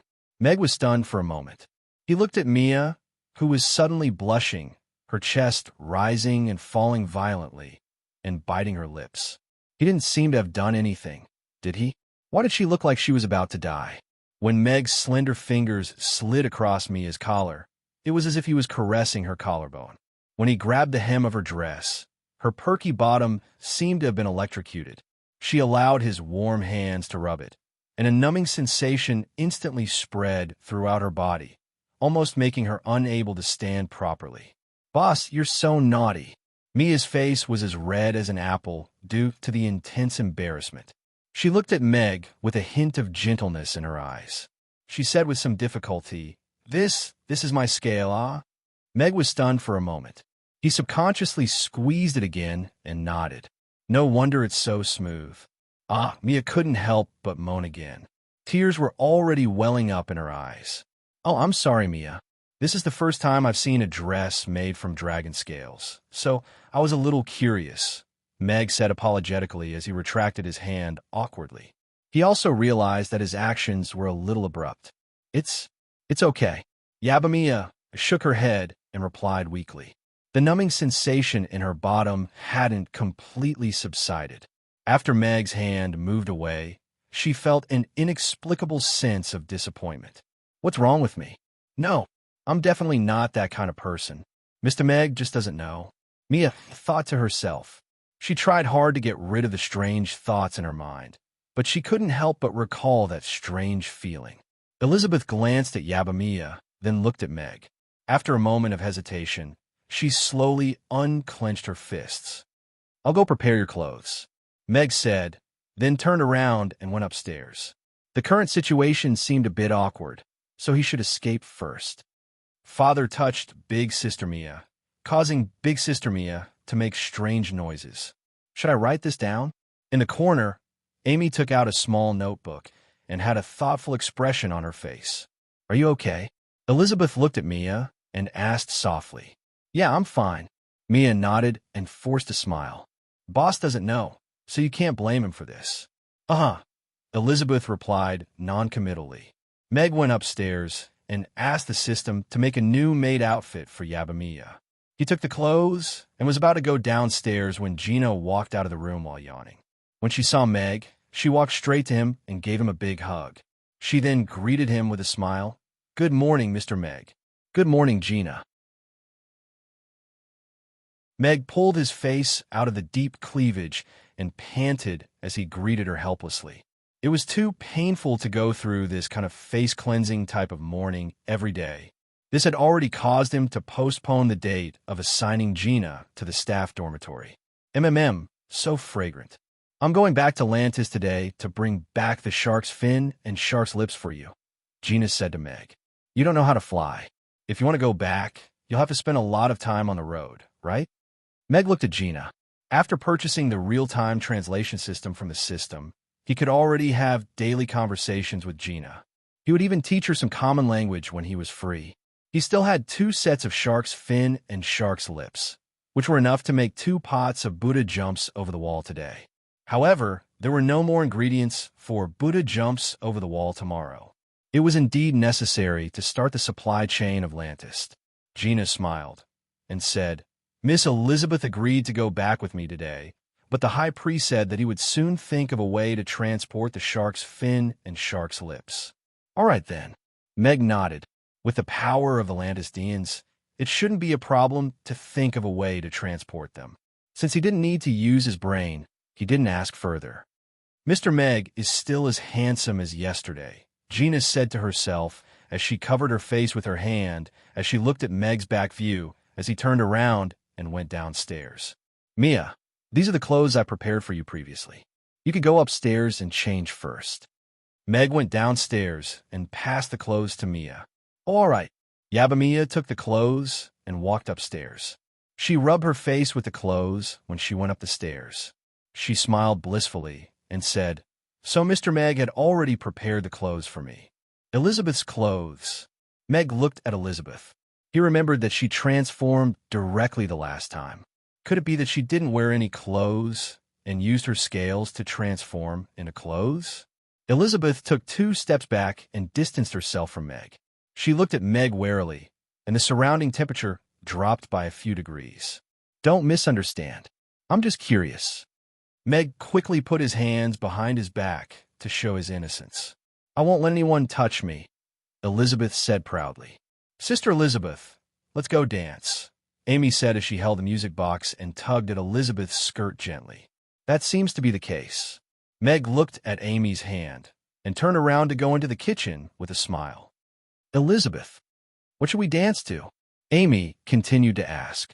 Let's do the dance we did last time. Elizabeth looked at Amy's adorable face, but she couldn't bring herself to be angry at her, so she said helplessly, Count me in. Mia, who had changed her clothes, quickly came downstairs and joined the dance team. Meg entered the kitchen and was speechless as he looked at Camilla, who was wielding the 10 knives so skillfully that they looked like they were glinting. Camilla's sharp fingernails inspired Meg, so he asked the system to customize 2 sets of finger knives for her. As the name suggested, they were 10 thin and long knives that were fixed to the fingers. They could be wielded as easily as fingernails, and they replaced Camilla's fingernails. Just as Meg expected, with these 10-finger knives, Camilla was like a tiger that had grown wings. She could easily cut the ingredients into the shapes she needed. Although she was slower than Phyllis, there was no one else in Amy's who could compare to her, including Meg. Swoosh, swoosh, swoosh. With a swipe of the finger knives, a winter bamboo shoot was cut into a pile of grain-sized particles and fell into a box. How can such a simple job stump me? Camilla smiled proudly. She used her mind to control a handful of green beans, and then she cut them into grain-sized particles in the blink of an eye. She liked the sound of cutting and the feeling of cutting. It gave her an inexplicable sense of pleasure. This is probably the real-life version of cutting fruit, right? Meg raised his eyebrows.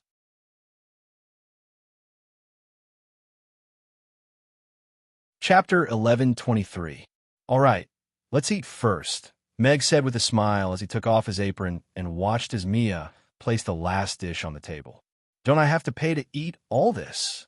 Camilla asked hesitantly as she looked at the sumptuous dishes on the table. Yes, this is one of the benefits of the restaurant's employees. Meg nodded. Speaking of which, the restaurant's employees' allowance was many times higher than their salary. Then can I have another helping of tofu pudding? Camilla's eyes lit up. Meg shook his head. No, even the waiters can only have one helping of tofu pudding per meal. If you eat too much, you will be overnourished. All right. Camilla sat down at the empty seat. It was rare that she didn't ask any questions. She picked up her chopsticks and ate quietly. After breakfast, Meg pushed the bicycle to send Amy to school. Camilla, who had finished her work for the morning, flew out of the back window and left the restaurant quietly. Madam, are we really going to be played by a human just because of photostone? Caesar said in an alley, as if he had been humiliated. Even a little fat cat can scare you so much that you run away with your tail between your legs. You are such an embarrassment to me, Camilla said disdainfully as she glanced at Caesar. Madam, you can't blame me. That little fatty is definitely not an ordinary cat. Every time I face it, I have a fear that comes from the depths of my soul. Shut up, Camilla interrupted Caesar. She clenched her fists and said, I will never give in so easily. Agreeing to stay at Amy's was just a delaying tactic. My goal is to gain his trust first, and then find a chance to steal the photostone. That way, I won't be controlled by him anymore. Madam, you are indeed a good strategist, Caesar praised immediately. All right, let's make a plan now. Tonight, Meg brought a breakfast of soy milk and youtiao with him as he sent Amy to the new magic lab. The new magic lab built by Crassus had been completed. It was 3 times the size of the previous magic classroom. It was located in the northwest corner of Chaos School. It was a standalone building with no other buildings around it. From the outside, it looked like a square black box. There was nothing special about it. However, those who had visited this place would know that this was the most advanced magic lab in Chaos City, or even the entire Northern continent. It contained all kinds of auxiliary equipment and training rooms that were required for all stages of magic. At the same time, it also had a pink amusement park. Yes, this was Amy's exclusive magic lab. Boss Mag, your youtiao is really delicious. I will have youtiao with savory soy milk for breakfast every morning from now on, Crassus said with a smile as he took the breakfast from Mag and chewed on the youtiao noisily. Master Crassus, the other children are going to have their holidays soon. When are you going to give me a holiday? Amy asked eagerly before Meg could say anything. Cough, cough. Crassus, who had just drunk a mouthful of soy milk, choked and coughed dryly. He looked at Amy in confusion. Holiday? What holiday? Do we need a holiday to learn magic? Master Crassus, it's like this. The students of Chaos School have a holiday every year during the coldest time of winter. At the same time, it's also to welcome the Peace Day holiday. During the hottest time of summer, they also have a 2-month holiday to avoid the heat. Meg explained with a smile. In his memory, only Chaos School implemented the holiday during winter and summer vacations. The students of Rodu didn't have it. Crassus frowned and said, the teachers of Chaos School really know how to enjoy life. They don't teach the children knowledge and abilities properly, and only think about living a comfortable life all day. They don't teach during the hot summer and don't teach during the cold winter. They even make it sound so nice and push all the responsibility to the students. This kind of bad practice can be learned. That seems to make sense. Meg nodded thoughtfully. No, I want a holiday too. Amy put her hands on her hips and pouted. Why can other children have a holiday, but I can't? Amy wants a holiday too. Crassus persuaded earnestly. Little Amy, learning magic is something that requires long-term persistence. If we don't practice for a month or two from time to time, magic will be wasted. Then, we won't be able to become a powerful magic caster. You're building your foundation now. If you neglect magic, it will be a very bad thing. Meg looked at Amy. Although he knew that Amy wanted a holiday, this was, after all, a negotiation between the little one and the teacher. So, he chose to remain silent and let Amy make her own choice. Amy put down her hands and asked Crassus hesitantly, If I have a holiday, I won't be able to become a powerful magic caster? Crassus nodded and said, Yes. For the next 3 months, I have already formulated an intensive curriculum schedule. If Amy can follow it, she might have a chance to successfully break through to the 7th tier and become a high-level magic caster. Amy glanced at Meg and then asked, If I become a high-level magic caster, will I be able to protect Father? Crassus nodded and said, If you become a high-level magic caster, it means that you will have become a powerhouse standing at a higher position in this world. Of course, you will be able to protect Mr. Mac. Then, I don't want a holiday. I want to continue learning magic, Amy said firmly. A smile appeared on Meg's face. He didn't expect the little one to give up a holiday to protect him. His heart instantly warmed, and he respected her choice. Good. Crassus said good 3 times in a row. His precious disciple had become a high-level magic caster after learning magic for half a year.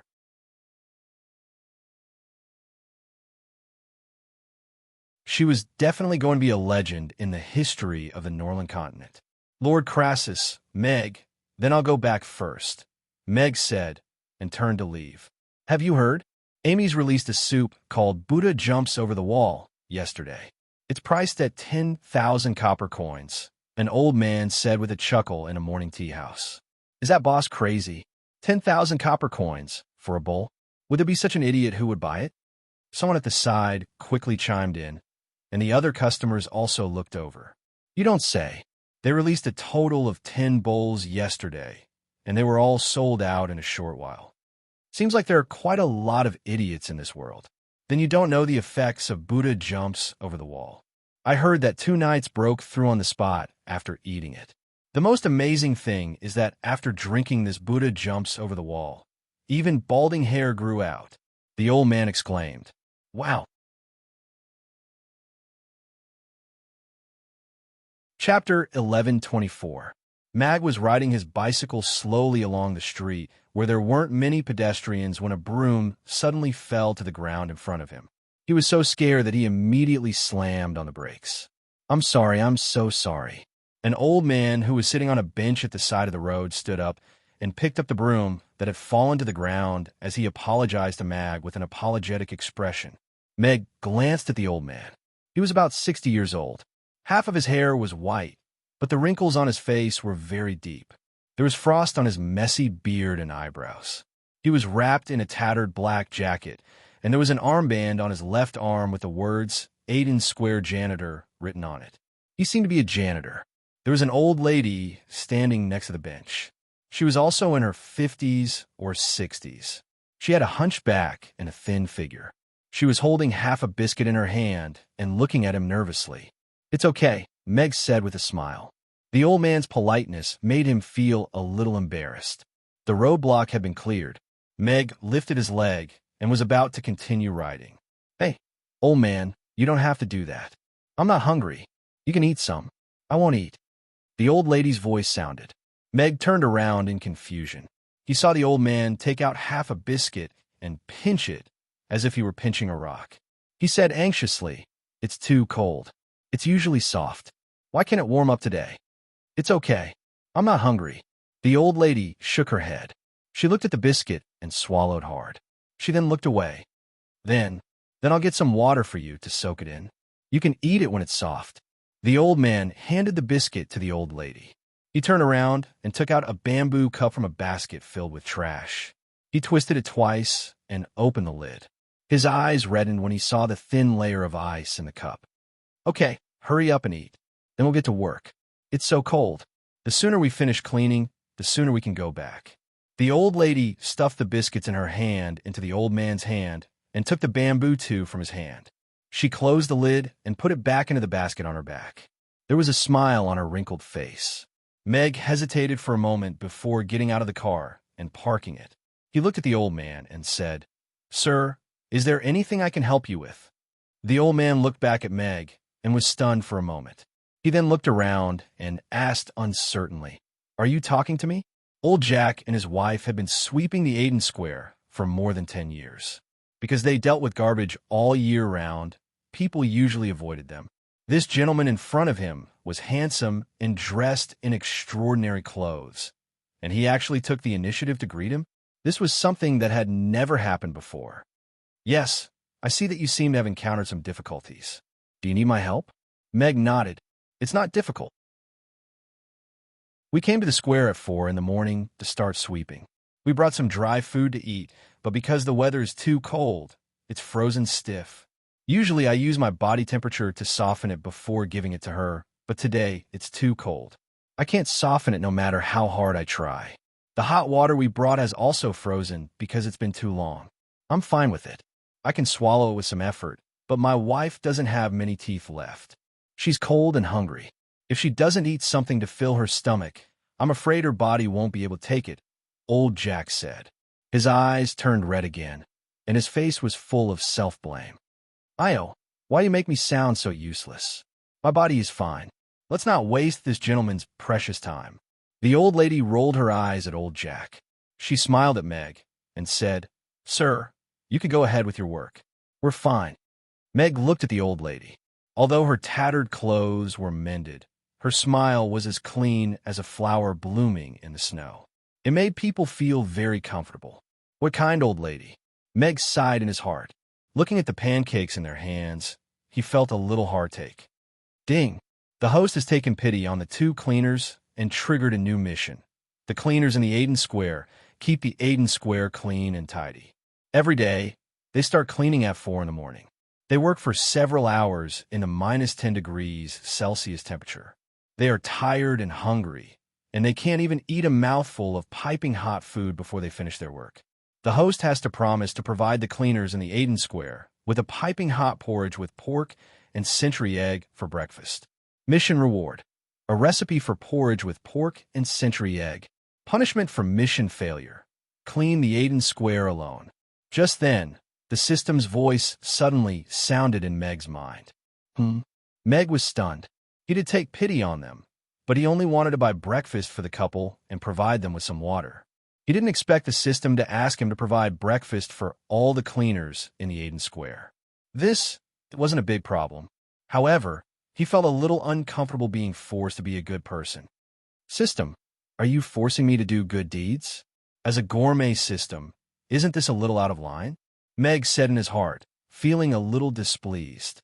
"Host, if you want to become a real god of cookery, you have to have a strong heart. Kindness and compassion are the most basic characters. This is a mission to develop your character, and it's not out of line," the system replied calmly. "In that case, I'll reluctantly accept this mission," Meg said thoughtfully. He had provided food for the children once before, and sharing delicious food was indeed something that made people happy. Providing a piping hot breakfast for the hungry cleaners, and it was just porridge with pork and century egg, shouldn't be a burden to him. "It's okay. I'm not busy now." Meg looked at the old lady with a smile. "Give me the bamboo tube. I'll get some water for you." "This." The old lady looked at Meg's kind smile, but she showed some hesitation. "It's nothing. My restaurant is just in front." Meg pointed in the direction of Amy's. Then I'll have to trouble you, sir." The old man took out the bamboo tube, poured out all the water inside, and handed it to Meg. The cold bamboo tube still had ice shards in it. In this kind of weather, this kind of container that didn't keep warm at all could turn the hot water into cold water in less than 10 minutes. Meg took the bamboo tube and walked straight to a breakfast shop not far away. How can you trouble him? The old lady looked at old Jack with some resentment. Old Jack laughed dryly and looked at the old lady dotingly. I have to let you eat something. I'll thank that kind sir properly later.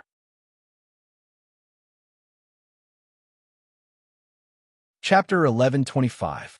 Meg came back with a bamboo tube filled with boiling water and 2 portions of steamed cakes made from coarse grain flour.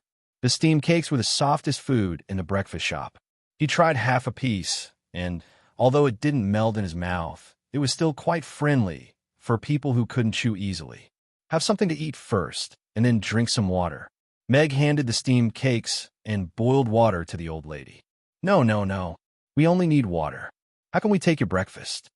The old lady waved her hand repeatedly and only took the bamboo tube. She smiled and said, with the boiled water, I only need to soak the cakes in the water, and they will be ready to eat in a while. Thank you so much. Yes, thank you so much, sir. We only need boiled water, old Jack said with a smile. Old Jack said with a smile. He swiftly opened the lid and poured the boiling water into the lid of the bamboo tube. He then broke off a few pieces of biscuits and threw them into the water. The steaming hot water quickly melted the biscuits. Mag passed the steamed cake over to them again with a sincere expression and said, I've already had my breakfast. If this steamed cake gets cold, I won't be able to eat it. I feel like it would be a pity to waste it like this, so please help me eat it. This, old Jack and his wife looked at each other, and their faces revealed a bit of embarrassment. It would be a pity if such a good steamed cake was wasted, but they also felt a bit apologetic about accepting a gift from others for no reason. Meg continued to smile and said, I bought breakfast for the 2 of you because I have something to ask of the 2 of you. If the 2 of you don't want to accept it, I would be too embarrassed to ask. Sir, what do you want us to help with? Just tell us. If we can help you, we will definitely not refuse, the old lady said with certainty. Then sit down and eat something first, and I will tell you. Meg stuffed the steamed cakes in his hand into the hands of the old lady and old Jack. The 2 of them saw that they couldn't refuse, and Meg really didn't intend to take it away, so they had no choice but to accept the steamed cakes. Meg looked at the 2 of them curiously and asked, I want to know, how many cleaners are there in the Aiden Square? A total of 32. I usually see so many during meetings. Old Jack thought for a while, and then looked at Meg strangely. Why are you asking this? The old lady also looked at Meg strangely. Why is this kind gentleman asking about the cleaners? Oh, it's like this. I'm the boss of Mamie's over there. I feel that you guys work hard every day to clean the Aiden Square, so I would like to provide breakfast to warm your stomachs in this cold winter, Meg said with a smile. Old Jack and the old lady both looked at Meg in shock. Usually, the passers-by wouldn't even look them in the eye, and the restaurants treated them like scourges. They would be chased away if they tried to get close. That was also why they didn't dare to ask for a cup of hot water. Food. Mamie restaurant? Old Jack suddenly thought of something and exclaimed softly, Isn't that the famous restaurant at the end with a long line every day? Oh, it's that restaurant, the old lady said in surprise. During the meetings these days, they often heard people mention that restaurant. They heard that it had taken first place on the Aiden Square food ranking, and there were hundreds of customers lining up at the door every day. The food inside cost at least 200 copper coins, and the most expensive one cost 10,000 copper coins. Oh my God, they really didn't dare to imagine what the food that cost 10,000 copper coins looked like. Could it be made of gold? The 2 of them didn't even earn 10,000 copper coins a year. Yes, it should be the restaurant you were talking about. Meg nodded. He didn't expect Mamie's to be more famous than he thought. You're saying that you're going to provide us with breakfast? Old Jack asked with some uncertainty. This kind of thing was too unbelievable. Yes, I don't know where I can go to see your person in charge. I want to talk to him directly. Meg nodded. The old lady quickly regained her composure. She pointed to a small alley not far away and said, Our office is on the 2nd floor of that alley. We have a meeting there every day at 9 o'clock. Mr. Sidka, who is in charge of us, will be there at that time. Meg looked in the direction the old lady was pointing at and smiled. Okay, thank you. Please enjoy your meal. See you later. We should thank you, sir. This is the best breakfast we've ever had, the old lady said gratefully. Meg said goodbye to the two old ladies and rode his bicycle back to the restaurant. It was best to talk to their person in charge about this kind of thing. In order to avoid some trouble, it was best to identify the name list and all the staff to prevent the phenomenon of impersonation. After all, Meg wasn't running a charity. He wanted to help those in need, not everyone. There was still a long line at the entrance of Mamie's. Harold's family was at the front of the line. Harold looked in the direction of the restaurant's entrance with anticipation. As a person who never ate breakfast, he was completely captivated by the delicious soy milk and yo-chow set meal after he tried it for the first time at Mamie's yesterday. Of course, the most important thing was that after eating that breakfast, his stomach didn't hurt at all. There were no symptoms of bloating or acid reflux. After playing with his wife and daughter for a whole day, he felt so refreshed.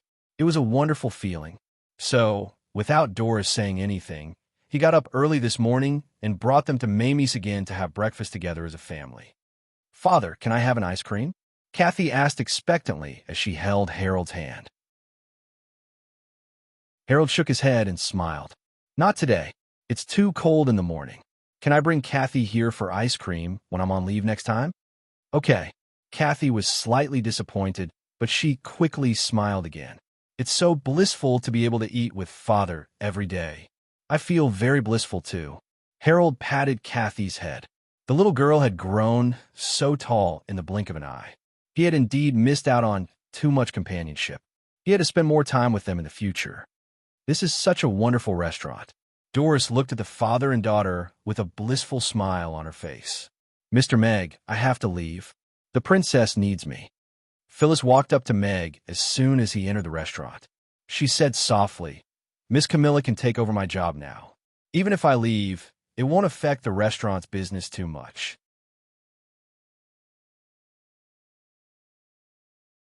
Chapter 11:26. Meg looked at Phyllis's determined eyes and pondered for a moment before nodding. All right, you've already learned how to make Yangzhou fried rice and braised chicken and rice. You'll be able to make delicious food with just a few changes. It's time for you to go. Thank you, Mr. Meg. Phyllis bowed deeply to Meg before straightening her body. She blushed slightly and said, If I come back after the war, will you still want me? Of course. How could I not want an outstanding employee like you? Meg nodded matter-of-factly. But why does this sound like a bad flag?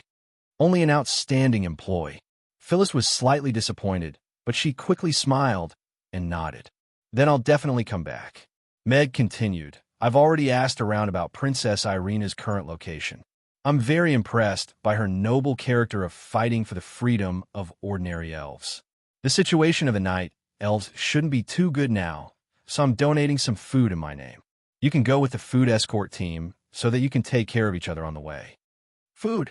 Phyllis was stunned for a moment, but she quickly understood that the princess was no longer the princess who was loved and worshipped by all elves. The conditions of the night elves must be very difficult, but she didn't think of this at all. Mr. Meg was indeed very thoughtful. Meg nodded and said, Yes, Phyllis. Take a rest first. When the morning service is over, I'll bring you to a place. There's some things that I need to discuss personally. Okay. Phyllis nodded hurriedly. She didn't even know where the princess and the others were now. She didn't expect Mr. Meg to do so much for her silently and arrange everything for her. Phyllis, are you leaving us too? Yabamiya stepped forward and held Phyllis's hand reluctantly. First it was Aisha, then it was Shirley, and now even you are leaving. I really can't bear to part with you. Yeah, are you elves all so busy? Barbara also looked at Phyllis with a perplexed expression. There had never been any wars in the Moon Nation, and all of the residents lived in harmony. Even quarrels and fights were rare. Everyone gathered around Phyllis. Although Phyllis didn't talk much, she had built a good friendship with everyone. They were reluctant to part with her now. I'm going to cook for Her Highness. I'll come back after the war ends. I think Miss Aisha and Miss Shirley will come back too. Phyllis looked at everyone with reddened eyes. Her eyes were also filled with reluctance.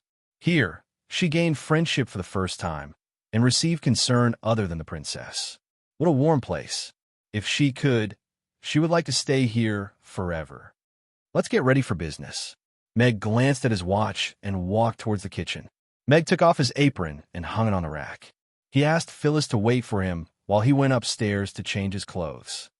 Let's go, Meg said to Phyllis as he came downstairs.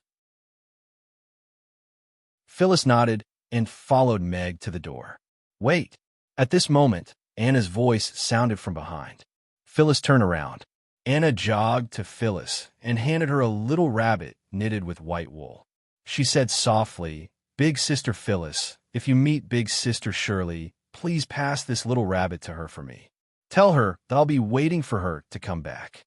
Phyllis looked at the plump little rabbit and nodded. All right, I'll give it to her if I meet her. Thank you. Anna's tears were already welling up in her eyes. She threw herself into Phyllis's arms and choked with sobs. You must come back. Phyllis's eyes also reddened, and she hugged Anna tightly. Phyllis, if you can't hold on any longer, write to me, and I'll bring the Moon Nation's army to help you. Babala raised her hand and tried her best to make her expression look as nonchalant as possible. Count me in. Elizabeth raised her hand. I'm useless, but if you need me, I'll definitely come. Yabamia also raised her hand. Thank you.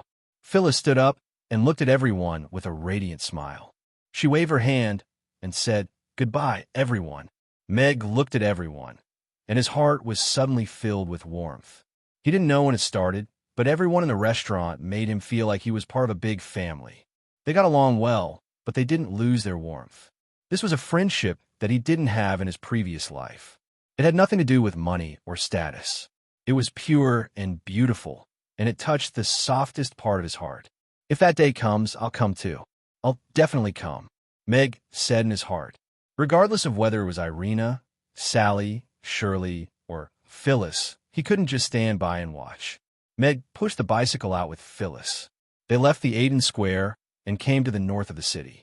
They turned into an alley, and, after a few turns, they stopped in front of an old courtyard. Give me a moment, Phyllis. Meg walked towards the courtyard and knocked on the door. 3 long knocks and 2 short knocks. After a while, the door opened a crack, and then I looked out. When it saw Meg, its eyes lit up, and it pulled the door open. Mr. Mac, you're here. Mond looked at Meg respectfully and then shouted into the courtyard. Boss, Mr. Mac is here. Let's talk inside. Meg turned around and waved at Phyllis, and then walked into the courtyard. Are they the guests? Phyllis looked at Mond in surprise, and then quickly followed Meg. Mr. Mac, you're here. As soon as Meg entered the courtyard, Sargeras, who was topless, came out to welcome him with a smile. When he saw Phyllis, he immediately turned around and ran back to his room. After a while, he put on his clothes and came out. He touched his bald head embarrassedly and said, I thought you came alone. Meg smiled and said, Director Sargeras, we can start the mission that I talked to you about previously. Have you prepared the things that I need? Mr. Mac, the food that you asked me to buy is all ready. It's all loaded in the trucks and parked in the backyard. We can set off at any time after we harness the unicorns. Sargeras brought Meg to the backyard, where more than 20 trucks filled with food were parked. Meg nodded. These food should be enough to get the night elves through this winter. He looked at Sargeras and said, Besides these food, Phyllis will also go with us. I hope Director Sargeras can take care of her on the way. Sargeras patted his chest and said, Don't worry, leave it to me. As long as I'm alive, I won't let any harm come to Miss Phyllis. It's a long journey, and we might be attacked by the elves. The reward, Sargeras interrupted Meg with a smile, but his tone was very firm, and he said, Mr. Mac, 1,000 holy Rugiamos are already a very generous reward. Besides, you've also prepared Rugiamos for us. Don't worry, we will escort the food and Miss Phyllis safely.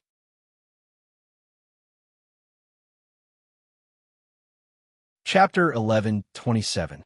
Thank you, Burning Legion, Meg said gratefully as he looked at Sargeras.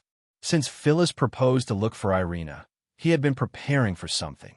Because he hadn't recovered his strength yet, he couldn't provide much support, so he could only provide some help in other aspects, such as preparing food and hiring the Burning Legion to escort them. Based on his understanding of Irina's character, she probably hadn't considered the issue of food before the uprising. Now that the wind forest was besieging them, it must be very difficult to obtain food. I didn't expect Mr. Meg to prepare so much for me. I'm so touched. Looking at the trucks in the yard, Phyllis was touched. Her eyes turned red again as she looked at Meg. After talking with Sargeras, Meg turned to Phyllis and took out a small book wrapped in craft paper. He handed it to her. "What's this?" Phyllis took the book, her heart pounding.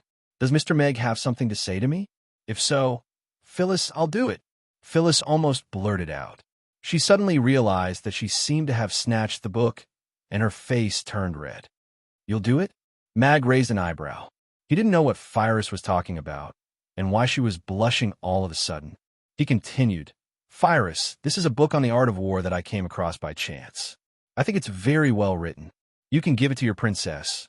Perhaps it'll be of some help to her." Give it to Her Highness?" Phyllis was stunned.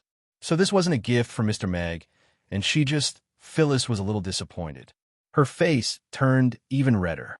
She nodded and said, "Oh, okay. I'll give it to Her Highness. War is very dangerous. Be careful after this farewell. This knife is my gift to you. There will always be a place for you in the restaurant. Come back when the war is over." Meg took out a Chinese cleaver from the satchel at his waist and handed it to Phyllis. "Boss, this is your own kitchen knife," Phyllis said in surprise as she took the kitchen knife with both hands. She was familiar with the texture and weight of the knife. Meg smiled. "Now it belongs to you." "Thank you, boss." Phyllis smiled. "Well then, goodbye," Meg said to Phyllis with a smile as he looked at the members of the Burning Legion who had harnessed their unicorns and were looking at them. "Goodbye, boss." Phyllis waved at Meg, then turned around and ran towards the train. Meg stood at the entrance and watched the long line of cars slowly drive away. He stood in the empty alley for a while before he turned around and rode off on his bicycle.